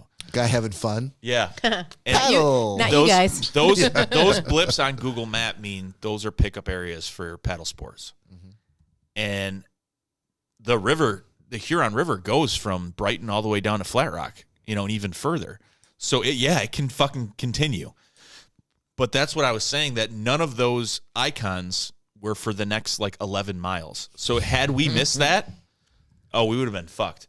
When I got out, even though it said Placeway, I'm like, it was so pitch black dark that I couldn't recognize anything. And of course, the only time I was there was dropping off my truck. And I went running up, and I'm like, we're soaking wet. It's cold. There's bugs everywhere. There've been bugs everywhere for the longest I was so time. happy to see those bugs. I didn't give a fuck about the bugs. And like, I you're on solid ground. I can see your truck there. Like, we are home. Well, when I got out, my truck was probably 50 yards away. Didn't matter. Didn't matter at that Didn't point. matter. Yeah, but you couldn't see it. Yeah, I watched you walk, and I saw because you hit the remote. That's what I was just about. Lights That's on. what I was about to say. I'm good. I got to the top of the stairs. As I got out, since it was so dark, Yeah. I'm like, if I hit this button and I don't see my truck lights, I'm going to be really, really Oh, like if somebody stole your truck? No, because I didn't know Or if, the wrong point, if where you- Placeway had like a couple different pickups or something. Oh, and I went like this, God damn. and I just saw the amber lights, and I ran. It was like a field, and I ran across the field, turned on 4x4, and drove all the way down to the water. Yeah. So this is a very long story, but side note, when he did run to get his truck like that, we were all trying to get all of the canoes and All the kayaks shit and shit out, yeah. out of the water and start to bring shit up the ramp and up the steps to get to the point where we could load it in the car. And so Tony was so excited that he was trying to get out of the canoe. And, Hips. And it was a little muddy. a little bit muddy. Got out of the canoe and then fell ass over tea kettle back into Nick's kayak that he had abandoned. Abandoned at the bottom of the steps to run up the steps to get to his truck, which thank God he did. I'm like, no, absolutely do that. Tony fell ass so hard that he literally broke the cup holder off of them. Ripped it right out of the plastic. Outside of of Nick's kayak. And then he, at some point, well, I think we tried to help him out of the kayak because he was like sideways laying in the kayak. We got him out and he walked up the steps and he was just not the same at that point. He looked as though someone had kicked him right in the taint, and he was trying to recover from that. He was just kind of walking like with his hands on his hips. He's like, and Cory's like, "You okay, man?" He's like, Yeah, man. I think I'm all right. You have to imagine. It's just very slow. You have to imagine because walking. they told me as I'm coming back, but I was like, Tony just went ass over tea kettle into your kayak, and I said, how is he? What? I don't know. I don't think he's good. I said, is anything broken? I don't know. Just your kayak. And I'm I just saw him go in. I didn't see the Cory, result. behind you. Get it on the wall. Whoa, big ass spider right down the corner. See it? Oh, Christ. all right. No, Cory, Yes, keep spirits. your headset on. Cory, keep your headset on. Nick's gonna get it. Cory, we are now at 110, and I think we are finally at the end of this riveting beachside kayak story. So we are going to take a break here, and when we come back, thank you, by the way, for sticking with us. We're going to come back with some booze news, some killer robot of the week, gentleman's agreement, Funko this, and if we can fit it in, top 5 or pick of the week. So We do have a lot to come back. we have a lot to come back to, but you know what? This is It's story time. absolutely story time. So thank you for sticking with us, and we'll see you after the break. See ya. See you in a few minutes. Tell me when you're done.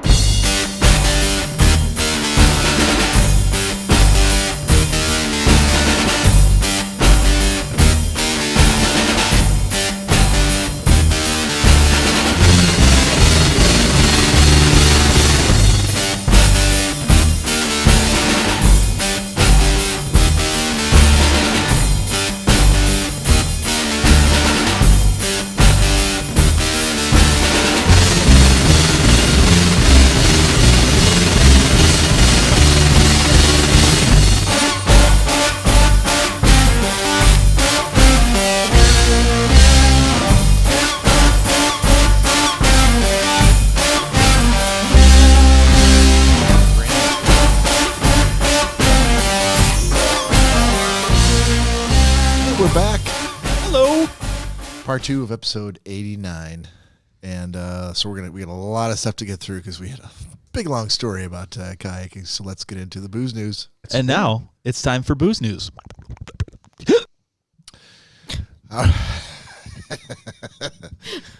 All right, Cory Selesky, you got a booze news story for us? I do. So came across this today, as a matter of fact. And I'm not going to read through the entire story, but it was something that definitely caught my attention, and I figured you guys would like to hear about it. Let's go. So Disney is coming out with a new X-Men movie, correct, Bob? They are. Bob, They are. Oh, correct? okay, then. Is it correct? I was not aware of this. You're always on top of X. They've got a ton of movies they're trying to come out with. Well, so Disney was recently bought by Fox, which means they now own the film rights to the characters featured in the X-Men movies. That is true. Yeah, they're trying to figure out a way to. They're trying to figure out a way to work the X-Men into the Marvel Cinematic Universe. So it's up in the air with the fans, with the fan base, as to how they're going to do that. There's no X-Men movies on the slate, like a 2021, 2022. X-Men No, nothing official. No, but the thinking is they're going to do it like they did with like Black Panther. They're gonna work some of the X-Men into some of the upcoming stuff like Doctor Strange 2 or Falcon and Winter Soldier, that Disney Plus series that they're going to come out with, where they'll introduce some of the characters and just start introducing the concept of the X-Men into that cinematic universe, where maybe down the road they can have, start rebooting the X-Men movies. So it sounds like even though there's nothing official on the slate, it sounds like there was a leak that something is in the works for an X-Men movie. Okay. And Wolverine's character is from what country? Wolverine? Yes. His origin. To help you out. Logan? Yes. He Our neighbors to the north. He's Canadian. Yeah, He's Canadian. Correct. Yeah. So guess what all the X-Men fans are calling for to play? Ryan Reynolds? Oh, even better. Seth Rogen? Who else from Who's behind me and who's behind you guys? behind me? And No, not him. Jared Keeso? Jared Keeso. Is there a hold on? Is there a internet movement behind Jared Keeso for Logan? Huge internet movement. As a matter of fact, they posted like 150 different tweets even that people are basically demanding that Jared Keeso play Wolverine. Wow, that would be fantastic. That'd be big for him. Oh, dude. He's never been in a movie, much less. I mean, not anything really with that kind of audience. Look, to recast. To be fair. To be fair. To be fair. To be fair. To be fair. To recast Hugh Jackman's part in the X-Men as Logan, as Wolverine, would be huge. And I can't even imagine the amount of actors who would be going out for that part. To recast Hugh Jackman? Yeah. To take over for Hugh Jackman in the role of Wolverine. To recast that part. I mean, Hugh Jackman was, to go back, and I'll make this really quick because I know we got a lot of shit to get through. Hugh Jackman was not a huge star when they cast him as Wolverine. He had just come off of, I think he was doing a Broadway play, like Oklahoma. He was literally standing on stage in like He was a tree?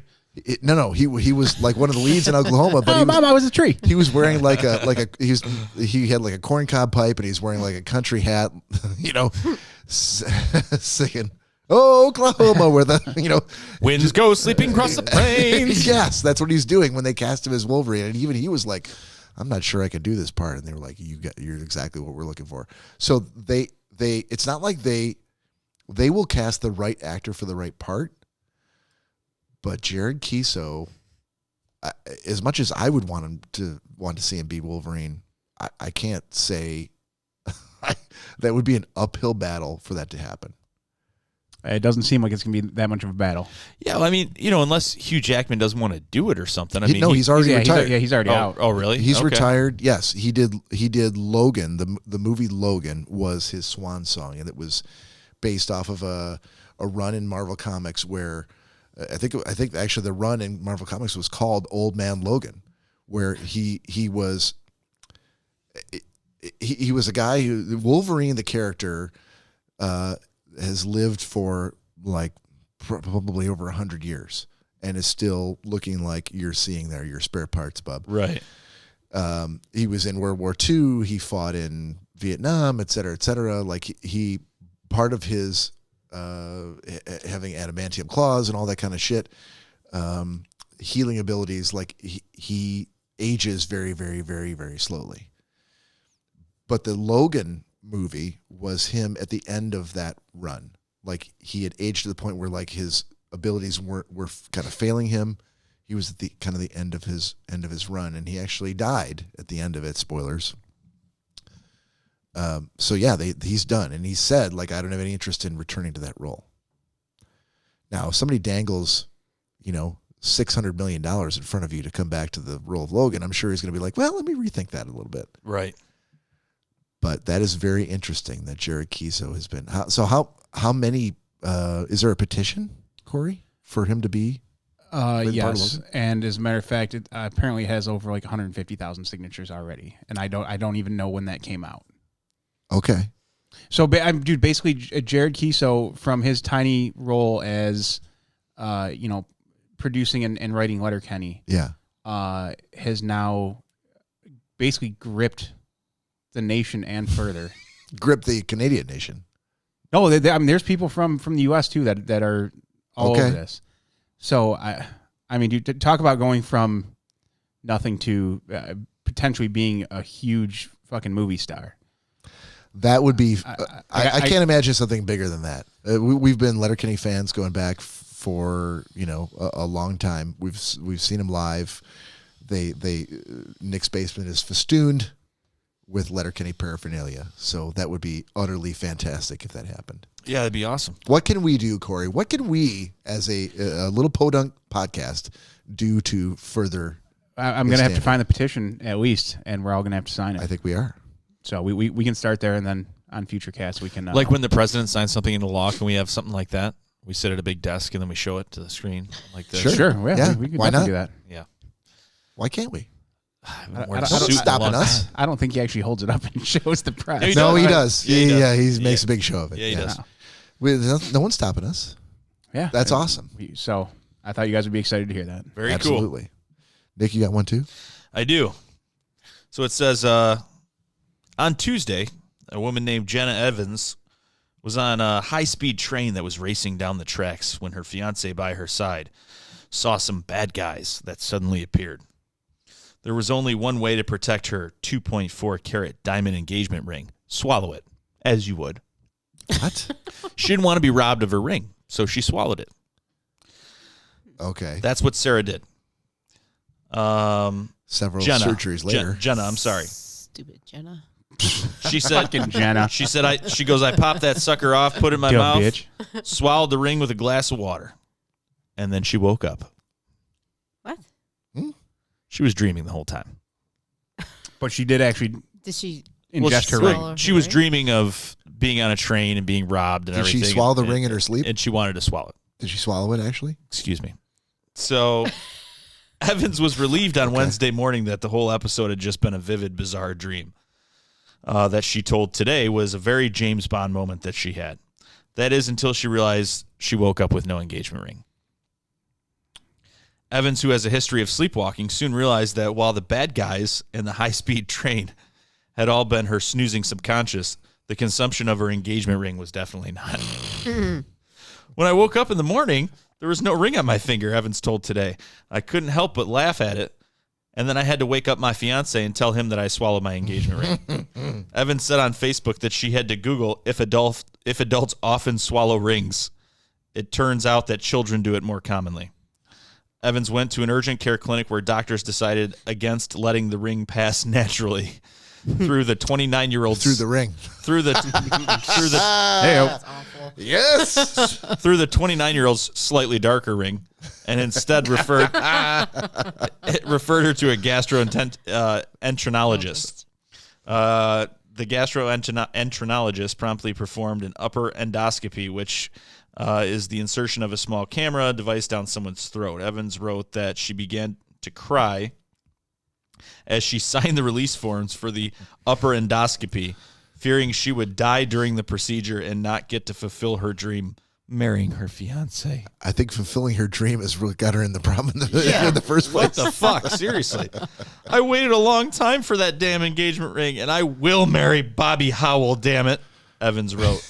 Where is Bobby Howell in all this? Seriously. Good. Is he Have sitting right dreams. next to her going, it's okay, baby. You can shit that ring out. Doctors found the engagement ring in Evans' intestines just beyond her stomach.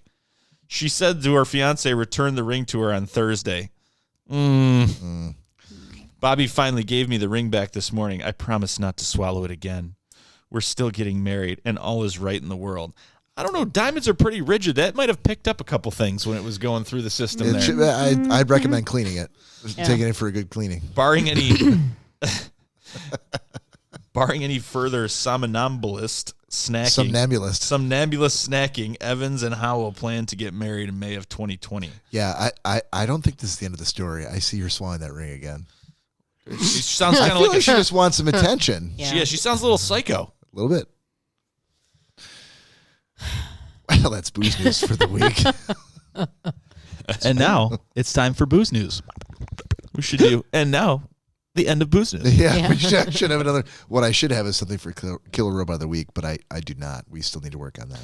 We need to do the somehow do the sound effects for.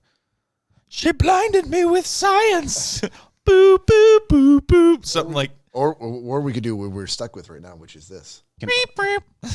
What? And now it's time for Killer Robot of the Week. Gina, just so you know, that's Nick's ICU noise. It's something that's Cory Selesky, you have a Killer Robot of the Week story. I do, and like I said, this is something that I'm looking forward to Nick purchasing very soon after he sees this. Oh, bring it on. Nick, can you unmute the TV?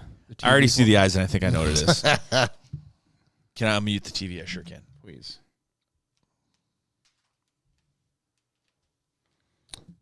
All right, so here's Hold on, you've gone to YouTube and you've searched for what is this called? The Vector. This is called the Vector robot. Okay. And I almost got one of these, but they're so expensive, and I'm like, they've upgraded a lot on them. I know. So here you guys go. Okay.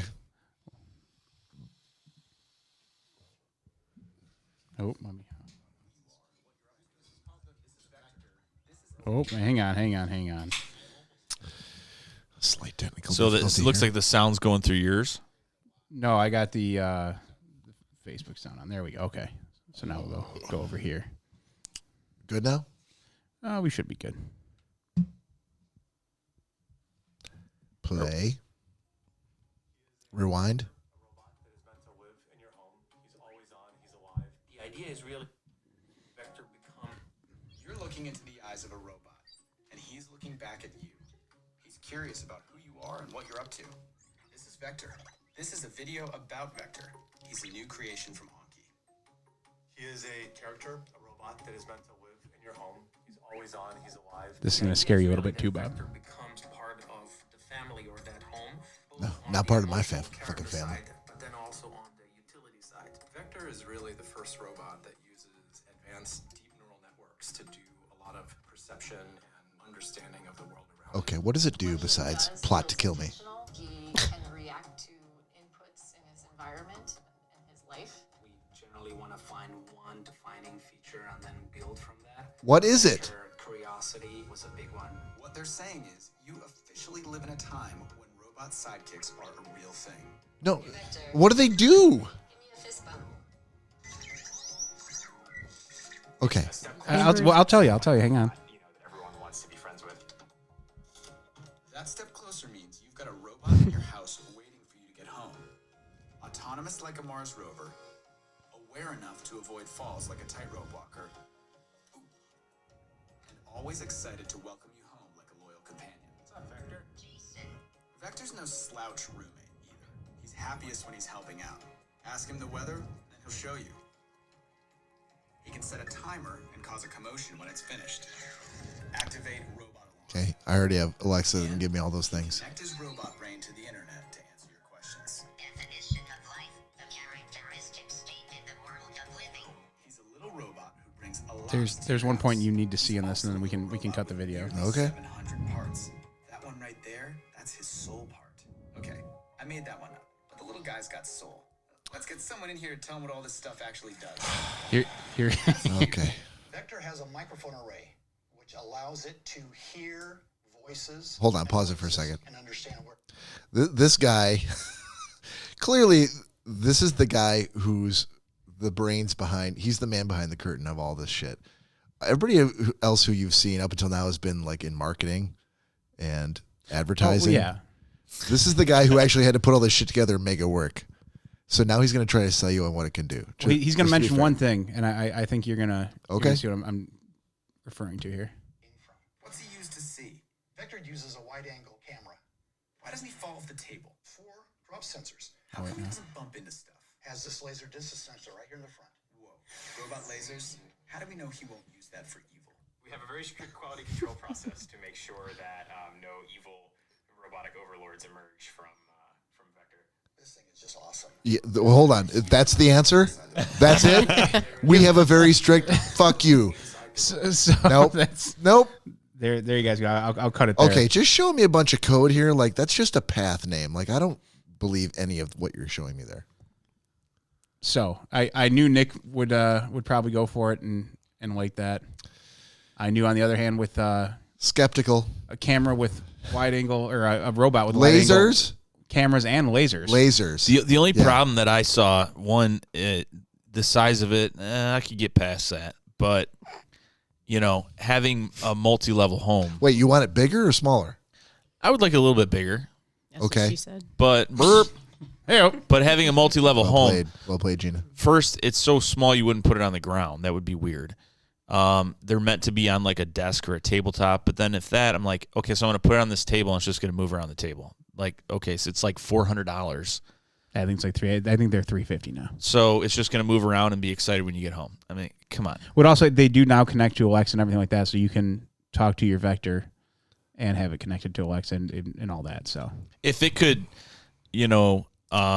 scale steps and do things like that, then I'd be like, okay, that's cool. I could get on board with that. maybe that'll be their next release. I just knew Bob would Traverse the terrain. love to have something like that in his home. Not necessarily, but I do have a follow-up story for yours. Let's hear it. You guys have seen the stories. I may have even mentioned this earlier about Flippy, the robot that flips burgers. I don't believe you have. I remember you talking about it. Yeah, I think I have. This is the world's first autonomous robot kitchen assistant from Miso Robotics called Flippy.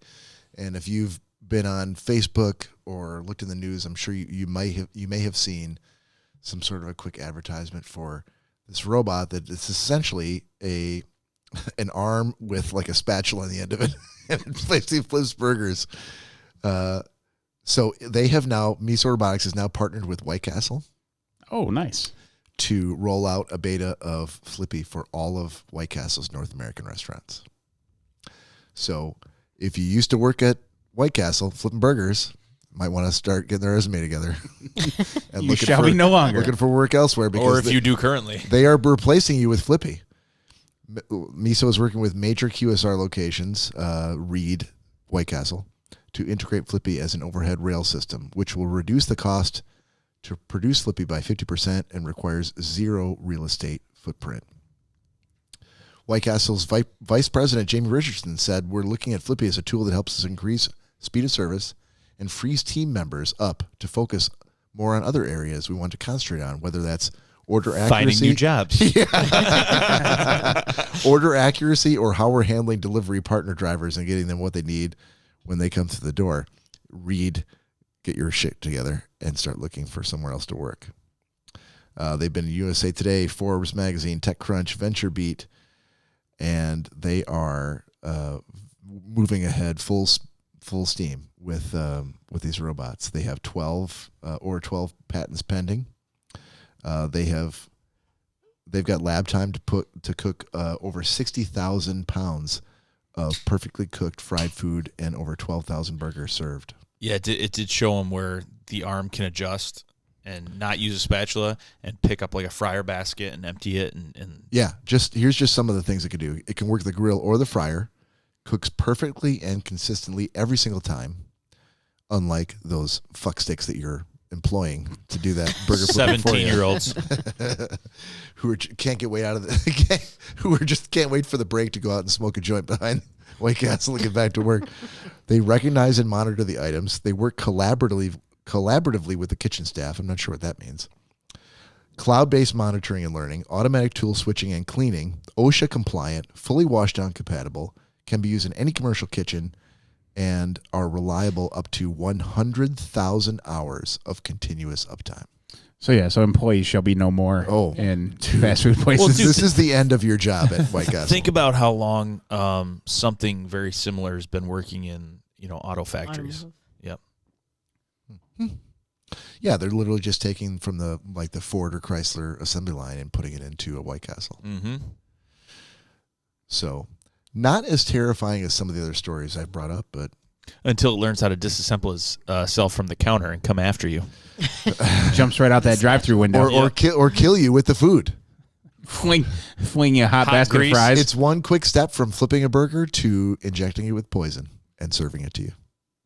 I guess that's White true in your Based mind. on the hive mind that it's taking orders from. Disassemble itself from the counter, and then all of a sudden start. Dude, replace that spatula with a pistol. There you go. Or a knife. Done.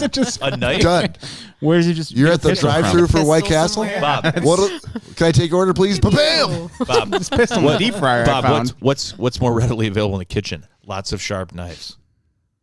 Oh, It's probably a You're little, not- little more feasible. you like At White Castle. casually stabbed me with an imaginary flippy knife. Yeah. So in your brain, first kill all the employees. Yep. Then Disassemble yourself. build yourself into some sort of autonomous weapon. Yep. And then start killing all the customers. Well, you would just disassemble yourself, and then you would grab that same knife, and now you're free to move. Just that easy, huh? You're going to use Just the knife to flopping claw around. yourself down along the aisle. And No, it's like it's. I mean, it can It's not on obviously wheels. move in. I know, but it's probably assembled to the counter. Yes. So Probably. if it can use any tool, it's probably going to disassemble itself from the counter, and then Right, but the hive mind's going to be telling it, look, try to make yourself autonomous so that you can move freely and you can kill as many people as possible in a wide radius. yeah, exactly. Not make me feel any better. I'm nervous. Finally, someone besides me who's worried about these fucking robots. I heard a little sarcasm in there, but Just a tad. All right, that is Killer Robot of the Week, and now we're going to move swiftly and surely into Gentleman's Agreement. So, let us start with our special guest, Gina, whom last we recall, dear listeners, was assigned 2 episodes of Lost in Space by, I'm assuming, Nick Bader. It was me. Hey! Finally got it right. Speaking of way to meld the killer robots into Lost in Space. Right? Robots. I feel like Good you're connection. waiting for me to thank you because that was all you're doing. You are welcome. 15 open water saves. Danger. All right. Gina, what did you think? I thought it was really good. I watched all of it, not just What a do you mean couple. all of it? How many seasons are there? Is there 2? There's 2. Okay. And one thing I will say is that it's definitely a family show. Like, I could sit down with my daughter. I could sit down with my nephew, who's 5, and watch Not a lot it. of butt sex or Not a lot of butt sex in there. Good, Not good. any butt sex. Yeah, I did really like it. And there was times, I think I texted Nick a couple times. I'm like, he built this tower. Why of is there no butt rocks. sex? I was gonna say, I don't wait, know what robots are doing with butt sex, Bob. I don't know. Nick, I don't see any butt sex There's here. no Are you butt sure this is sex. what you assigned to me? This is on the wrong channel. I was say, I don't know what you were watching because the Lost in Space I saw. Jesus Christ! No. You guys Oh, are it's thinking Lost Dead in cat his. without hitting all the butt No. sex. It was Lost in his space. Gotcha. Yeah, that's okay. what you guys All are right. thinking of. Yeah. Lost in in his the- space. Lost in space. Okay. Lost in the black hole. Well, the brown hole. Sorry, we digress. Go ahead, Gina. Anyway, there was times where I would be watching it and I would text Nick. I'm like, why am I crying right now? Why am I crying over this stupid robot? It got you Nick's emotional. like, who is this? Yeah. Why am I crying? He stacked these rocks up. Jerry? Dillo. But definitely it was like we binge watched it. So I Okay. definitely would recommend it to anyone. Definitely a family movie, but still had action in it. Series, and- though, right? Yeah, two series, seasons. Yeah. Okay. Yep, 2 seasons, yeah. How many episodes in each season? Do you remember? I don't remember. Are they 30-minute episodes or 60? No, they're like I think they're 60. they're like 60, yeah. I remember at one point she was like, "Oh, this is with the horse," and I'm like, What about the fucking horse, Gina? "What are you talking about?" and there's a robot and a horse, and I'm crying right now. And I'm like, oh, Lost in Space. No, you're thinking about Westworld. You're watching the completely wrong series. What are you I'm like, watching? I had no clue what she was talking about. I'm like, what horse are you talking about? And the horse died. Yeah. And he put the rock up there Yep. to You represent. put it up where? Nick's like, no habla inglés. Cory. Danielle? Yeah, what is she talking about? But yeah, Who is totally would this? recommend it. Excellent. I am so glad that you watched it. And I'm glad you came back to report on it with us. So let's move from you over to Mr. Selesky, who needed to watch. Being John Malkovich. Yes. From you. And you did find it on Netflix, I hope. To be honest with you, it was literally the day after we did the podcast. I watched it. So Amazon Prime, maybe? I can't remember. I know I saw it. It was on something I subscribed to. So okay. Yeah. What the fuck? Yeah. That dude. That's why I signed it to you. I did not see any of that coming. To be honest with you, That was the whole point. I didn't want to tell you anything before you watched it. because like at first, Don't give too many spoilers, because if it's something I want to watch, then. Dude, it's one of the most deliciously fucked up things I've ever seen. I mean, and obviously everyone knows who John Malkovich is, so there's no spoiler there. I don't know who it is. But like the beginning of the movie, Really? Have you seen Rounders? No. dude, you've seen. I know you've seen him. Con Air? Oh, no. Okay. Again, you're talking to the guy that's only seen 12 movies in his true. entire life. Okay, fair enough. Fair enough. But starting out without John Malkovich actually being there, I'm like, oh, what the fuck is this? Like this? How is this a movie about being John Malkovich? And it's John Cusack and what's Pippi her- Longstocking. Oh, Cameron Diaz. Catherine Keener. And Cameron Diaz. Yeah, I'm like, Catherine Keener was in A 40-Year-Old Virgin. She was the Oh, yeah, lady yeah. that Steve Carell fell in love. yes, Yeah. okay. I thought I recognized because there besides those two movies, I really haven't seen her in much else. Yeah, she did a lot of indie stuff. Okay. Indie puppy. But dude, from when he found, which obviously the office space too that they're in, that's the 3/4 of a size of a normal office space or whatever it was. That Yeah. I'm like, okay, this is really fucking weird. And then him finding the little closet that leads to the portal. The Seventh floor. Seventh and a half floor. 7th and a half floor, yes.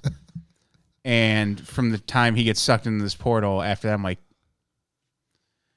I mean, I get where they were going with the being John Malkovich part. That made sense. Right. But it was just fucking weird, man. The fact that they talked him into being that movie and being like, yeah, that seems like a great idea. It just made me rethink. Everything I knew about what you could do with a movie. What makes a movie? How far you could take a premise of a movie? Yeah, but you know what though? But I see, John Malkovich is someone that probably saw the script for it and everything like that, and was like, yeah, I'll go with this. Because some of the different roles I've seen him in, even like in Red and Red 2, he plays kind of this trippy, kind of fucked up veteran that's, all messed up in the head and all that. And so, obviously he was kind of like almost the pun of the joke in that entire movie until it came to something, very serious and they actually needed him. And then it was like, okay, he's not crazy. Yeah. But throughout the entire movie, that's all they're basically doing is kicking him around, being like, you're an idiot, man. Get your head together. Yeah. So I could see where he would take different roles that would be a little out there, for an actor. And I mean, dude, and it's a movie for him. It's basically for him. It's about seeing life through his eyes. So in a way, if as an actor, if you were to come to me and be like, hey, we want to make a movie about viewing things through your perspective. Yeah, it's got some weird aspects to it, but everything's going to be centered around you and people are going to want to be you and see everything through you. Right. I'd be like, well, fuck yeah. If you're going to name the movie after me and it's going to be all about me, let's fucking do it. So a lot of actors aren't like that. A lot of actors don't want the spotlight if it gets too personal. He is not that way. He's not. Well, no, that he's way. clearly not that way. And like I said, and just again, some of the past roles he's been in and all that, you can tell he's kind of a little more of an out there actor. Kind of that, almost like a hippie dude that became a huge Hollywood actor. Right. So it was good. Like I said, it was very trippy, but John Cusack and Cameron Diaz in it, and they're all good cast, and It's a fucked up movie though, right? It was fucked up. It was definitely fucked up. But and then with the professor and all the older people that are trying to live vicariously through him at the end, and and then the ending with the kid and John Cusack. Okay. Yeah, stop right there. Okay, it's a crazy. Don't tell me. I sound like yeah. At the end, I was like, I remember putting down the remote, going, I'm not even really sure what I just watched here. I'm gonna have to watch it again because it's just so out there, so insane that someone said, "Yep, green light. That's gonna be a movie. That's gonna be our next movie. Go ahead and make it." And I know, like, I know they it made told it. him they could do that. It made it pretty big too. Who is that? That's John Malkovich. Oh, No, Nothing? he's an older gentleman these days. He's an elder statesman, I guess you would say. Okay, I'm really glad you. That of all the things that I kind of had in the hopper to potentially assign to you, that was the one where I'm like, I am not. This could go in either direction. I'm not sure whether he's gonna hate me for assigning this to him, or he's gonna really go like, "Wow, I never thought that this is something that I would be watching." No, in all honesty, being John Malkovich would definitely come over. Was it Blade Runner? Yeah, you didn't have too many kind words to say about. Yeah, you hated Blade Runner. Yeah, that's yeah. What are you talking about? Well, but for the moment, that's really. But that was only, like pure science fiction, like set in the future. Yeah. Robots, replicants. I get why you didn't like it, but it was one of those things where I'm like, I got to try it. I've got to try to. Let's see if we can push the boundaries for it. And your response, like, okay. So knowing that he didn't like Blade Runner, there's a ton of other movies now where I'm like, oh, he's not going to like that. But this was, I'm like, let's just try something that's set in the current day that's just fucked up enough to maybe push the boundaries for what he thought was a movie that he would find himself watching. And honestly, like I said, I've heard of it. I've known it over the years, and I thought it was some sort of like just kind of sappy movie about John Malkovich. I didn't know it had that kind of background to it. And I didn't want to tell you too much about it before you watch so it. Much appreciated. Yes, Nick, give it a try. Gina, have you seen it? I have not seen it. Give it a shot. Perhaps if it's given to me, maybe I will. Let's okay. do this real quick. Yep, we're going to do a shot. And please join us. Here it is exactly 2 a.m. our time, but for you might be... in Singapore, it's 6 a.m. You might be at 6 a.m. in Singapore, just waking up and deciding... Waking up in Singapore, having your tea. Your Singaporean drink. Your sake. Your rice and milk. Your rice and milk. Sounds a little poison. They have I tend to go with milk and rice. Yeah. Rice and milk is if you want to kill someone. Is that for real? If you lived in Singapore, would you be having rice and milk? Oh, I just assumed that we would replace cereal with rice. Okay. All right. Carry on. Which most cereal is made from rice, so the more you know. If you're in violent disagreement with us, please email us at schnozzcast@gmail.com and explain to us what it is in Singapore that you actually have for breakfast. But whatever you're doing, stop and join us. Stop that. Stop it right now. And if you don't have something, and pour yourself some alcohol. Pause us right now. And we're back. Let's do a shot. Here we go. Cheers. All right, cheers. What if I wanted to fucking choose you again, Gina? Jesus. You want to fucking cheers? Fucking cheers. Woo! It's where everybody knows your name. All right, Nicholas Bader. Yes, sir. You had 2 weeks of movies to go through. Yep. So what I'd like to do is let's split that up. Let's have you do one of them, and then I'll do mine, and then you come back and do your second one. Okay. Okay, so hit us with which one do you want to? Do you want to go back to the one that you were supposed to watch first from the 22nd of August? Yeah, sure. Awesome. So I was given Fistful of Dollars by Bob. Absolutely. On the heels of you watching Unforgiven. Yep. Thought so you would enjoy it. The end of some spaghetti westerns from Clint Eastwood and his character from that from those kind of movies to the beginning. It kind of looked like to me. Yeah, Fistful of Dollars is the first of a trilogy of movies from Sergio Leone as a director, basically creating a genre called the spaghetti western, in which he plays the man with no name, and Fistful of Dollars was followed by For a Few Dollars More, and then the third movie in the trilogy was The Good, the Bad, and the Ugly. So the crazy thing is the first movie Bob gave me was a bumbly, stumbly, old Clint Eastwood, and it was explained to me, also a Western, that he used to be this this really crazy guy, and cowboy and all this other stuff. And Clint Eastwood was probably was he in his 80s in that movie? In Unforgiven? Yeah. I think it was 1991. No, he was probably 70s. Late 60s. Late 60s, early 70s. Yeah. So to give you an idea, and I didn't know till I actually looked it up. This was still in color. Yeah. But Clint Eastwood was 34. Oh, then there's no way. Okay, so Unforgiven. He was like 34 years old in this movie. Unforgiven was in 1992. So Clint Eastwood he's currently 90 years old. He was born in 1930. So in 1992 he was 62 years old. Yep, and he was very weathered. Yeah. And you said how old was he in 34. Fistful? Wow.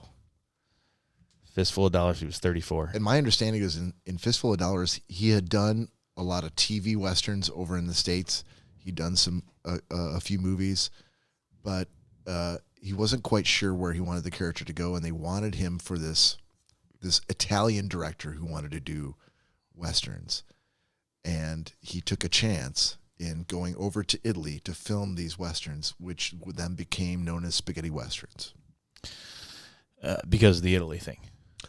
Exactly. So for people that aren't there with you, bring it home.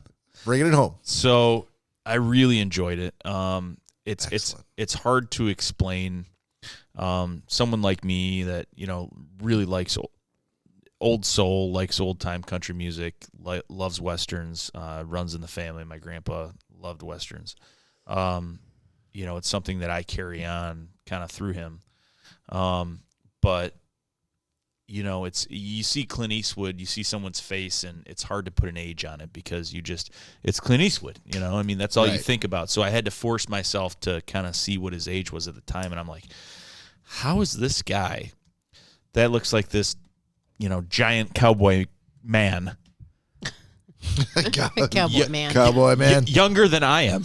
And if I saw him on the street, I'd probably be afraid of him. I'd be like, hey, he's just this rough and tough dude, It's because it's Clint Eastwood, But yeah, very well done, especially for the time. I mean, it blew me away how clear it was for being in the 60s. But the thought process for me, a lot of it's in the desert, depicted Mexico border or Mexico. It's 1964. Yeah, that movie. And coolest thing is if you like old westerns and you have a good friend like Bob who has the foresight to say, well, I'm going to give you something you like, it works out for me because $3.99 was to rent the HD version and $4.99 was to purchase the movie. Did you buy it? Oh, yeah. Oh, good for you, man. Of course. Nothing makes me happier than him telling me that not only did he watch it, but he now has it in his library of purchase movies that he can watch whenever he wants. Yeah, and that was based on I took it under advisement because obviously at the time of purchase I hadn't watched it yet. Yeah. But it was so put a little faith in me. I appreciate that. It was so antiquated. I sent you guys that picture of the opening screen, the opening intro, which was literally a red background with very old font that just said "Fistful of Dollars." That was it. I could make something 1,000 times better on my phone right now. Yeah. And at the time, that was probably just like cutting edge in 1964. Cutting edge. The thing that I found was the coolest was the, at the beginning of the movie, the riding cowboy silhouettes at the, and they're like riding around and it's, they're doing all this stuff and it's going from red to black to white. And it was so simple, but it was it was really cool, and I can only imagine at the time that was just groundbreaking. It was definitely different, and it was Ennio Morricone who wrote the soundtrack. Who wrote the soundtrack? Came up with the soundtrack for that movie. I really liked the music in the movie. It was reoccurring a lot. Yeah, and it's been sampled and drawn from ever since then. Has it really? Oh yeah, I'm sure for a lot of westerns, not just that came tons of after westerns, that. but also tons of songs. There were a lot of sample his there music. there was some loop, and I'm not going to do it any justice because I don't remember it, but Yeah. it was always like this, like in the background, and it would Yeah. always kick in, Yeah. and you knew like something sweet's going to happen, something's going to happen. Let me put it this way: Well, it's kinda- I put Cory through all of Quentin Tarantino's films. Try it. Use your words. Quentin Tarantino's films, and The teeth, the tip of the tongue. I think he got to the 8th film was, what was his 8th film? It was In the Snow. It was a Western. It was he'd already done Django Unchained. Oh, yeah. Why am I? Yeah, you're talking about the Hateful Eight. Hateful Eight, yes. So I loved that To movie. do the Hateful Eight, he wanted two things. He's like, I will shoot it in a particular aspect ratio that isn't done anymore. It was only done for the old westerns back in the day. Like a wide pan. Wide screen, like a cinescope. Cinematic. It's a cinematic, yeah. Cinescope. Yeah, it's like 2.35 to 1 aspect ratio. They don't do it anymore. Like, they would have to change theaters in order to accommodate the wide scope of my picture on this film. Well, and the second thing is, because didn't they do like the back angle of like the train going this way, and then they did the middle angle of the train coming by, and then the front angle of it like going, Yes. Yes. and that was like the Western that's style. that's how they did it. Yeah, and he did all these sweeping vistas of the snow-capped mountains and proud horses like just kind of stepping through the snow. But he's like, the second thing I want Ennio Morricone to do the score, because he did all of the spaghetti westerns, and he did the score for Hateful Eight. For the music? The whole score for the movie. Yeah. Wow. And he was so proud of that. He's like, I cannot wait to work with this artist in coming up with the music for this film. To me, it blew me away based on those actors, like what you would normally see them in. Yeah. And the fact that they were able to, kind of adapt and become a chameleon and put themselves into that almost lost genre of movies and bring it back and breathe new life into it. I thought that was awesome. Have any of you guys seen the Back to the Future movies? Yeah, of course. Have you seen the third one? Where Marty and Doc Brown go back to the Old West, Oh, yes. Yeah. and he takes the name of Clint Eastwood I don't think I've seen that one. because he's in the Old West and he gets challenged to a gunfight by Biff Tannen, who's now a guy in the Old West, and he's like, "What's your name, dude?" And he's like, "Eastwood, Clint Eastwood." And he's clearly like drawing off of his experiences of watching those old movies, and part of the plot is of how he gets out of that is literally plate. emulating the Fistful of Dollars, putting the plate underneath his poncho. Dude, I gotta watch. Don't tell me now. I have to watch. Dude, this. Now he's but gonna I'm watch telling you, like No, I would that's how appreciate much that. that impacted popular culture going forward. But I love too the gun noises in that movie were almost like laugh tracks to Cory, like a pew, pew, like Not, like it was just. I've never heard a gun sound like that in my life, and it was at the time those were our okay. We've got 5 gun noises. that's all we can use. That's it. Awesome, dude. Yeah, really loved it. Thank you. And Fistful of Dollars was based on a movie called Yojimbo, which came before it. It was in Yo-Yoma. 1961.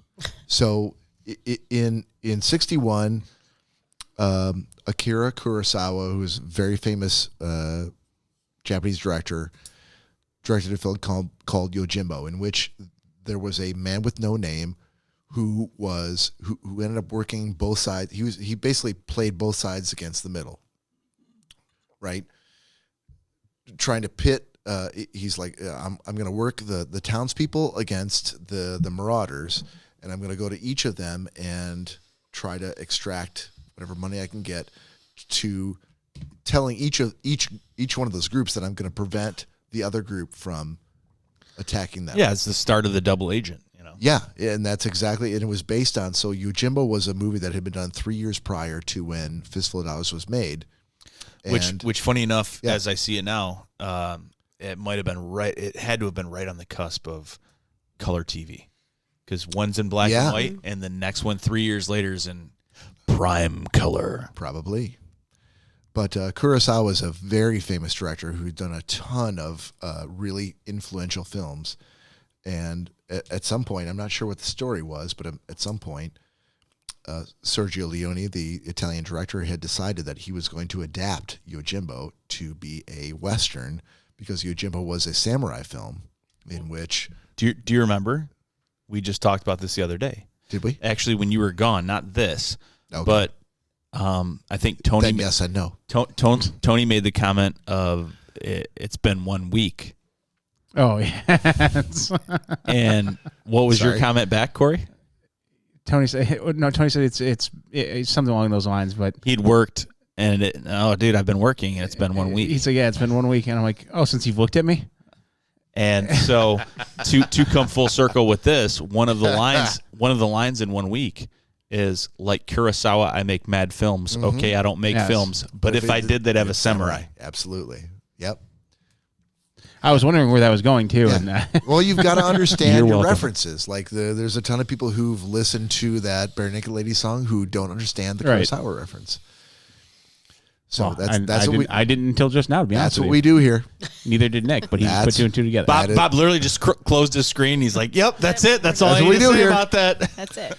All right, so let me do mine, and then you can go on to your second one. So mine was assigned by Cory. It was, I think at the time you told me, it was The Mystery of the Polka King, which took me a while to find because it's not actually called The Mystery of the Polka King. I found that out after. But I did find it on Netflix. It's called The Polka King, starring Jack Black. So I did watch it. Nope, that's not it. So there's another film called... There's another film. All right, so... Okay, so you kind of fucked up because I gave you the wrong title. And hold on, what did you mean to assign me? Let's take it back for a second.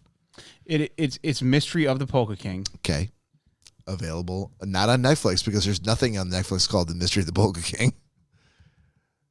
Okay, but so that was another one on the list. I'm about to give you a review for a movie that I've watched that you did not assign me. Oops. So if anyone wants to hear about the Polka King with starring Jack Black, I'm happy to tell you about it. No, so go ahead with that one. Okay. Well, no, because I said that was... What did you mean to assign That was on the list. What did you mean to assign me? It was the man who would be Polka King. Yeah, that's not that what he watched. That is not what you told me in the beginning. I don't remember that. All right, so is the man who would be Polka King? Jack Black's movie is based off of what I wanted you to originally watch. Okay, so let me pose this to you. The fact that I did watch The Polka King on Netflix, starring Jack Black, which is based on the life story of Jean Levin. Yes. The actual Polka King. Is this good enough? Oh no, it's plenty good enough. Okay, good. So I don't have to. You're not going to assign me again the movie that this is based on. Then. Oh no, that's what you're going to watch next. No, fuck you. No, no. I understand. It was based on his life story. I get it. But it was in a Jack. Okay, fine. If that's where you want to go, fine. Look, the end of. Okay, let me just give you my review. All right. So the Polka King. The Polka King on Netflix, starring Jack Black and Jenny Slate, is based on a true story, the life of Jean Levin, or Jan Lewin, depending upon how you look at it. A lot of people had different. Yeah, in the actual documentary, even he had a different problem with the name. Okay, so the story of a gentleman who was the head of a polka band. Yes, and had his own show, and started to get A following. a following who wanted to invest in what he had to offer. And so he let them do that and then couldn't stop them from doing that. And It was in the form of promissory notes. checks essentially to him. That he was basically To writing his up a John Levant contract show. Right. that's stating they would get so much back off the interest from his show. Yes. Which he was. It's basically it was a huge pyramid Ponzi scheme that It was absolutely a Ponzi. Well, they didn't know it wasn't a Ponzi scheme because they did not. Upon writing him a check, they did not then have to go out and recruit other people to. it's a half of a Ponzi scheme. Not a pyramid scheme as much as it was a scam. Yeah. Essentially, because he would take Smoke their and mirrors. He would take their money and cash their checks, and then try to invest it back into his business. And he was approached by the FBI, who determines that there's some tomfuckery going on, and so he changed what he was doing and reincorporated underneath a different name, and continued to take money to the tune of like $4-point-something million from all of these different donors who appeared, and again, sorry, spoilers here, who appeared to be elderly folks from the community who really loved polka, who wanted to see a return on their investment, and because they had such a good time at his polka shows, they thought that it was a solid investment.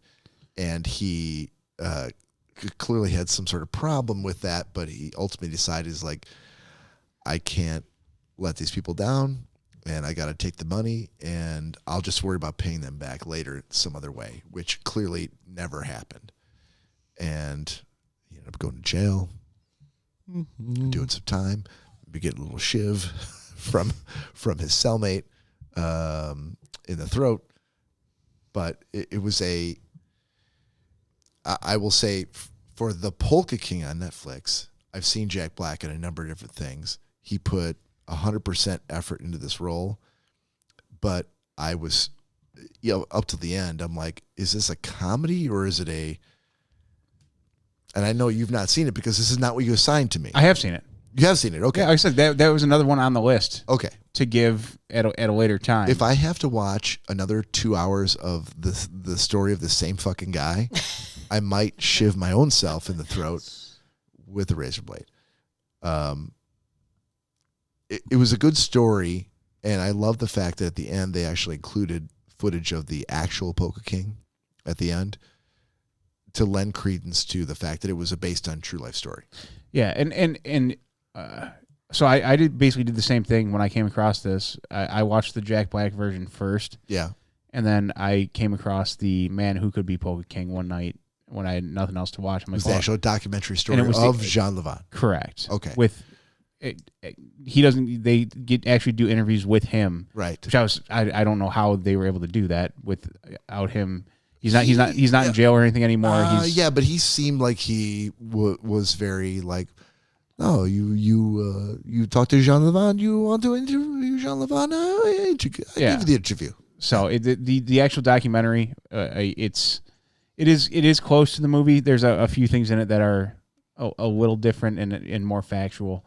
But I'm just begging you, in the name of all that is sacred and holy, do not make me watch more about Jean Levant. We'll see. I get the whole story. We shall see. I liked the story. I'm glad you assigned it to me. It was good. I'm a huge Jack Black fan, so I didn't think it was Jack Black's best work, but he put everything he had into the role, which I respected. But please, for the love of Christ and all that is sacred, do not make me watch more about Jean Levant. I know the story. There can't be that much more that I'm missing. You won't know until you watch it. Anyways, if you make me watch it, I will make sure that you feel how much I already knew and didn't need to watch about that documentary. So, that is the Polka King on Netflix. With Jack Black. With Jack Black. Not the actual documentary. Right. Yeah. So, okay. Can we do new assignments? Nope. Nick still has a second one. Oh, that's right. I'm sorry. Go ahead. So I was given by Danielle. I was given The Founder. So mine's 2 weeks in a row, which is why we're doing a second one. I had no idea what this movie was about, let alone who was in it. You saw it, I'm assuming. Yes. Yeah. So blown away by the first scene from the fact that Michael Keaton stars in the movie. It's basically, it's not a documentary. It's a movie Based on real life. Based on real life, but you could see where, you know, aside from the personal interviews with real people, it was a movie based on real life. So it was kind of like if a documentary and a movie had sex. This is the outcome. So Butt sex? Yeah, no, this was What's up with the butt sex? this Bob? this was I don't know. lots I'd of real watch it. sex. But Michael Keaton, in one of the first scenes, I see him, and I'm like, oh wow, this means business. You know, we got Beetlejuice here. That's what, We got fucking Beetlejuice here. Fuck you. You've never seen Beetlejuice. Oh fuck yeah, I have.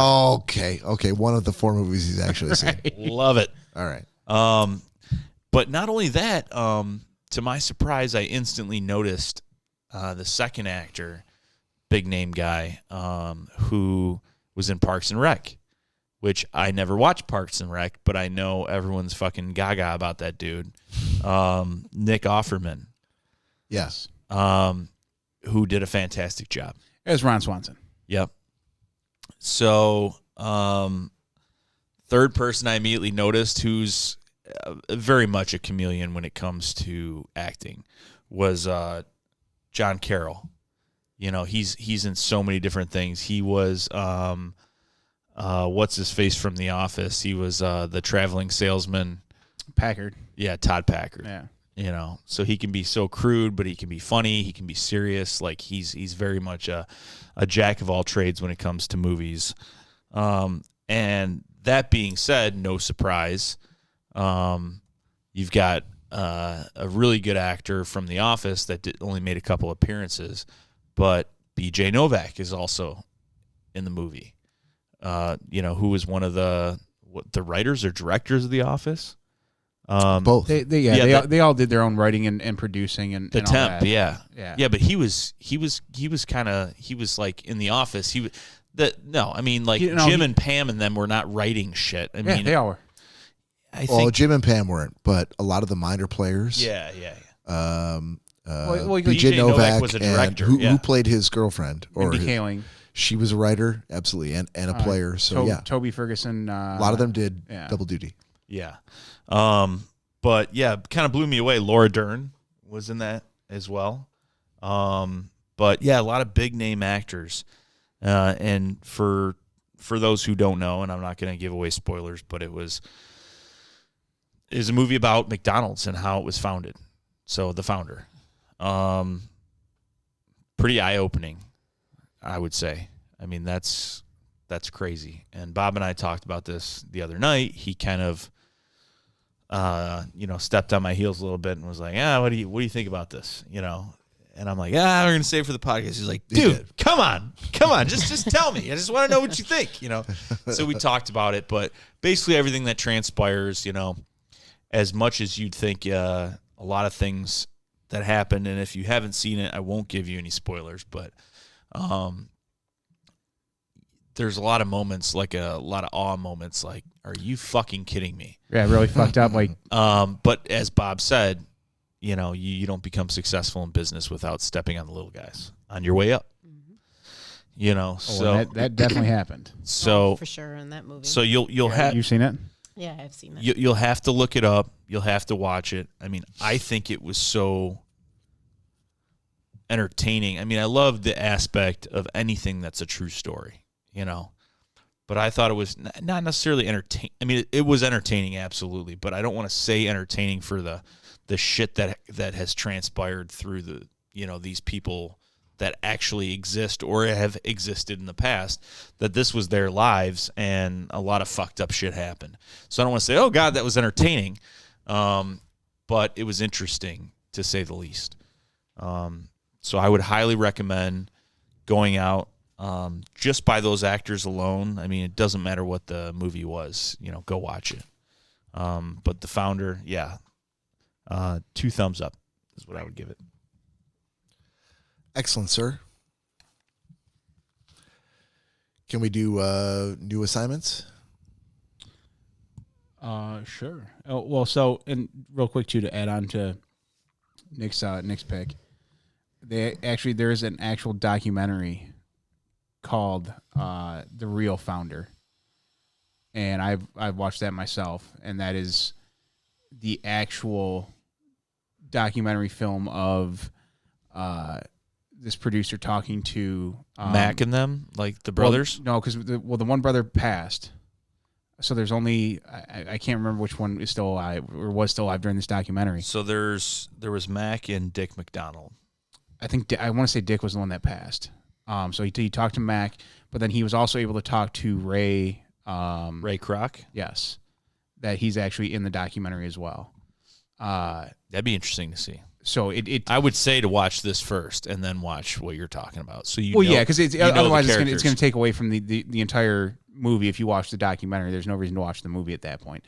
But there's a lot of other aspects, and you actually get insight from the real players that the movie portrays in this documentary. So it same thing with like the Polka King thing. It is kind of a lot of the same, but you get the actual quotes and version of what was in Ray Kroc's head during all that. You know, because obviously he's still always going to defend himself and put a twist to it that, you know, is in his favor. So yeah, the movie kind of portrays him in one way, but in the documentary and there's some points too that he makes that you're like, well, that could actually be true. You know, it not saying the McDonald brothers are, you know, the innocent ones here that you know, just were the one completely stomped on. Right. You know, they might have slipped up a little bit here and there.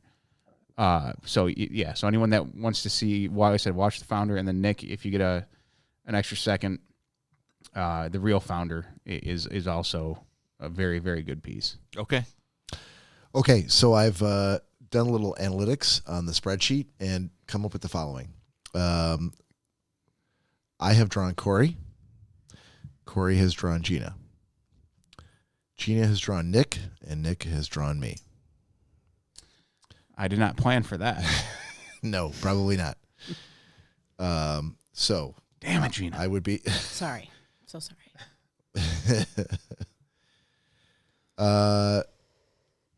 Gina, you have Nick. Do you have any idea what you'd like to assign to him?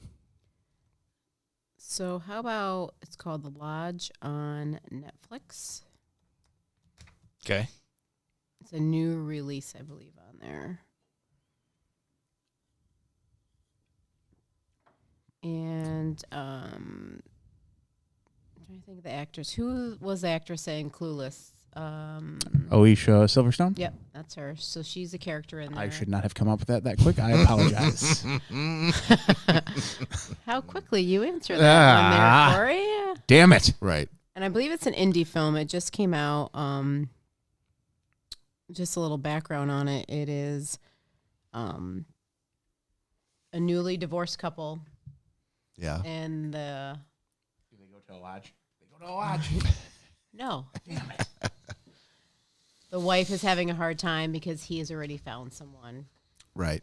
And there's a little twist in who he is starting to date and how they start going to this lodge, which they used to go as a whole family to go there to celebrate Christmas or whatever. But there's a couple little plot twists in there. It's called The Lodge. The Lodge, yep. Yeah, I'm going to text it to you just so I have a reminder. Okay. It's on Netflix? It's on Netflix, yeah. Okay. I just watched it, I don't know, a few days ago. All right. So Nick's got The Lodge. Mm-hmm. Okay. I would love to give my pick to Cory, but he's in the bathroom. So, Nick, you drew Duty me. calls. Bob, have you ever heard or seen a movie called I Am Mother? I Am Mother? Yep. No, what service is it on? Netflix. Who's in it? I don't remember. I know I watched it and it was really good. I liked it, but kind of like a Netflix movie. It's kind of like a Netflix movie. Yeah, it's a Netflix movie. It's not something where I'm like, oh, this is from the 20s and, so-and-so was in it. No, it's nothing like that. What is it called? I Am Mother. I Am Mother. And I was looking through my things that I could watch again, and it couldn't have been a more perfect pick for Bob. Really? Okay. Whether he would like it or not, that's going to be up in the air. I Am Mother. Okay. And sorry to go back to yours. You got The Lodge on Netflix, right? Mm-hmm. Okay. I Am Mother. Okay. I got it. All right. So that leaves me and Cory, as Cory got Gina. So, Cory, I think we're going to have to do it here. Oh, boy.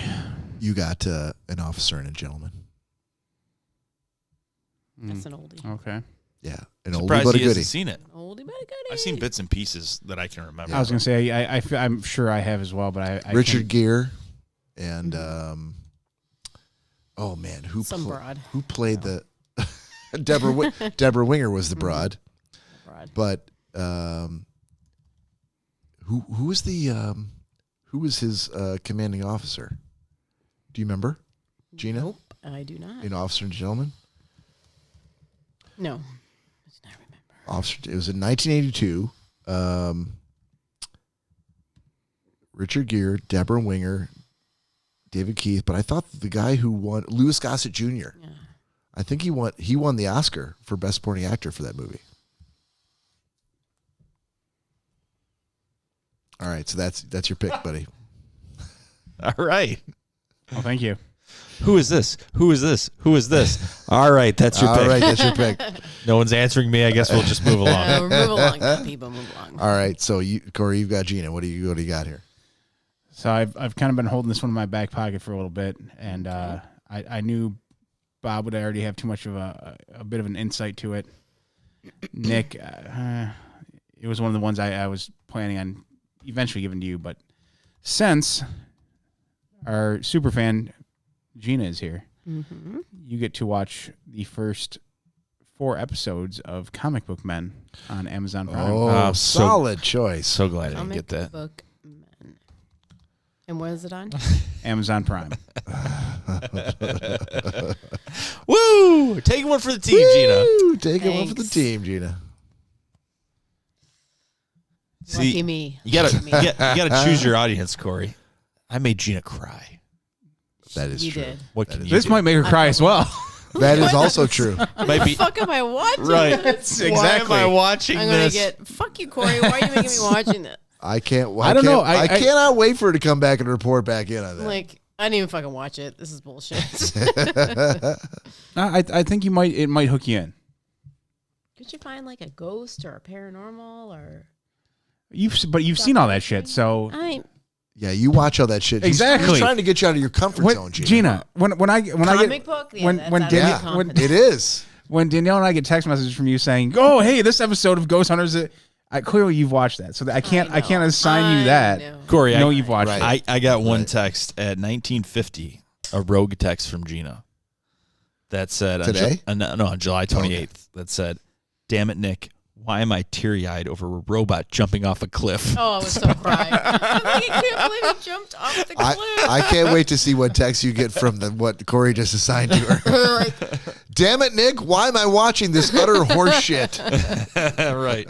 I'm crying because So, I watched it. Without giving too much away, there will be a point where you kind of you'll see scenes in every episode. You'll see something you're familiar with, Okay. and it might kind of look like Down Here. Okay. And how many do I need? How many? Do I 4. need to do? 4. Yeah, well, each episode is like 30 minutes. 30 minutes, right? yeah. Yeah, so roughly 2 hours worth. First 4 episodes. 30 minutes of torture. No, not 30 minutes. 2 hours of torture. Can we just a quick question? Can we take a 3-minute break for a second? No, we can't. Just so we can hold on, so we Yeah. can finish Funko and all and that. Um, Yeah, just like 3 minutes. Just keep the live just hit open. pause? Yeah, just the live open and everything like that, and we'll be right back, Yeah, just yes, we for can. a technical issue, real quick. Sure. Oh, All right. okay. Well, hang on 1 second, guys. Apparently, We'll be right back in 3 minutes. We'll be right back.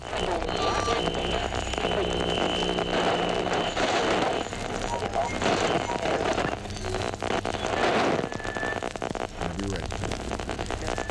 And we're back. All right. Well, thanks for hanging in there with us. All right, so now we're going to jump in before we bring this to a close. We're going to go into a section of Funko This with Cory Slesky. So for this week, I got for you guys, and Bob, I think you'll be the one to enjoy this the most. Why is that? Okay, so we're looking at number 43 in the Pop Icons series, Stephen King. Yeah, came across him real quick. The Stephen King edition of Stephen King. Well, and so it's few and far between. Actually, you'll come across like a director or a writer, and like for example, they do have a Quentin Tarantino. And Do they? Yes. Okay. One day I might have him. Why did you think that Stephen King would be right up my alley? I know you enjoy his books and all that. He always talks about his books. I do not ever talk about it. I respect him as a writer, but Oh, okay. Then I'm wrong in that. no, you're that fine. aspect. No, I'm good with it. But he was also one of my dad's biggest, actually the biggest. Well, that's what you got to say. Right. Yeah, of course. I didn't know your dad loved him. Don't associate he- Bob with your dad, because your dad's way better Uncle man. cousin. Yeah, yes, absolutely. but, I'm lucky But- to hold a candle to your dad. But yeah, no, he was definitely his favorite writer. Okay. And First of all, is there more than one Stephen King, or just the single one? no, this is it. Like the multiple Freddie Mercurys. This I is wasn't it. sure. This is it for Okay, Stephen King. just the one. Okay. Well, it's So- definitely Stephen King. You could tell. Yeah, he was one of the ones we came across in FYE. Only one that was there. It wasn't like they had a shit ton of them. So when I saw it, I'm like, probably never going to see it in store again. Got to pick him up. Yeah, I would chalk that up to like, oh, you've been collecting Funko Pops long enough now where you understand those that are not easily found. Yes. You know what to look for. Yeah. So Okay. that's the Funko This for the week. Fantastic, buddy. It's too bad there's not like a big Cujo chasing him or a giant Yeah, plane full of people that are destined to be the only people left on Earth. Yeah. It's just I him, didn't just make him them. holding a notebook, which I assume is full of all of his scrawlings that are going to make up all of his novels. Oh, not his scrawlings. Yeah, the scrawlings. All right, so that was Schnozzcast episode 89 for this week, ladies and gentlemen. Thank you so much for tuning in, you Schnozztafarians. I'm saying that because I can. Schnozzeronis or schnozzaganders. Schnozztonians. Schnozzenories. God damn it. All right, this is Bob saying goodbye. Thank you so much for joining us. Over to you, Sir Nick Bader. With 60 seconds to spare, you all have a good night. Have Yeah. a good evening. Have a good morning. Yeah, less than 60. Be good to yourself and others. Cory, Oh, good night. Gina, Have a good night. thank you for joining us. Thanks for Gina. joining us, Gina. Thank you. Appreciate it so much.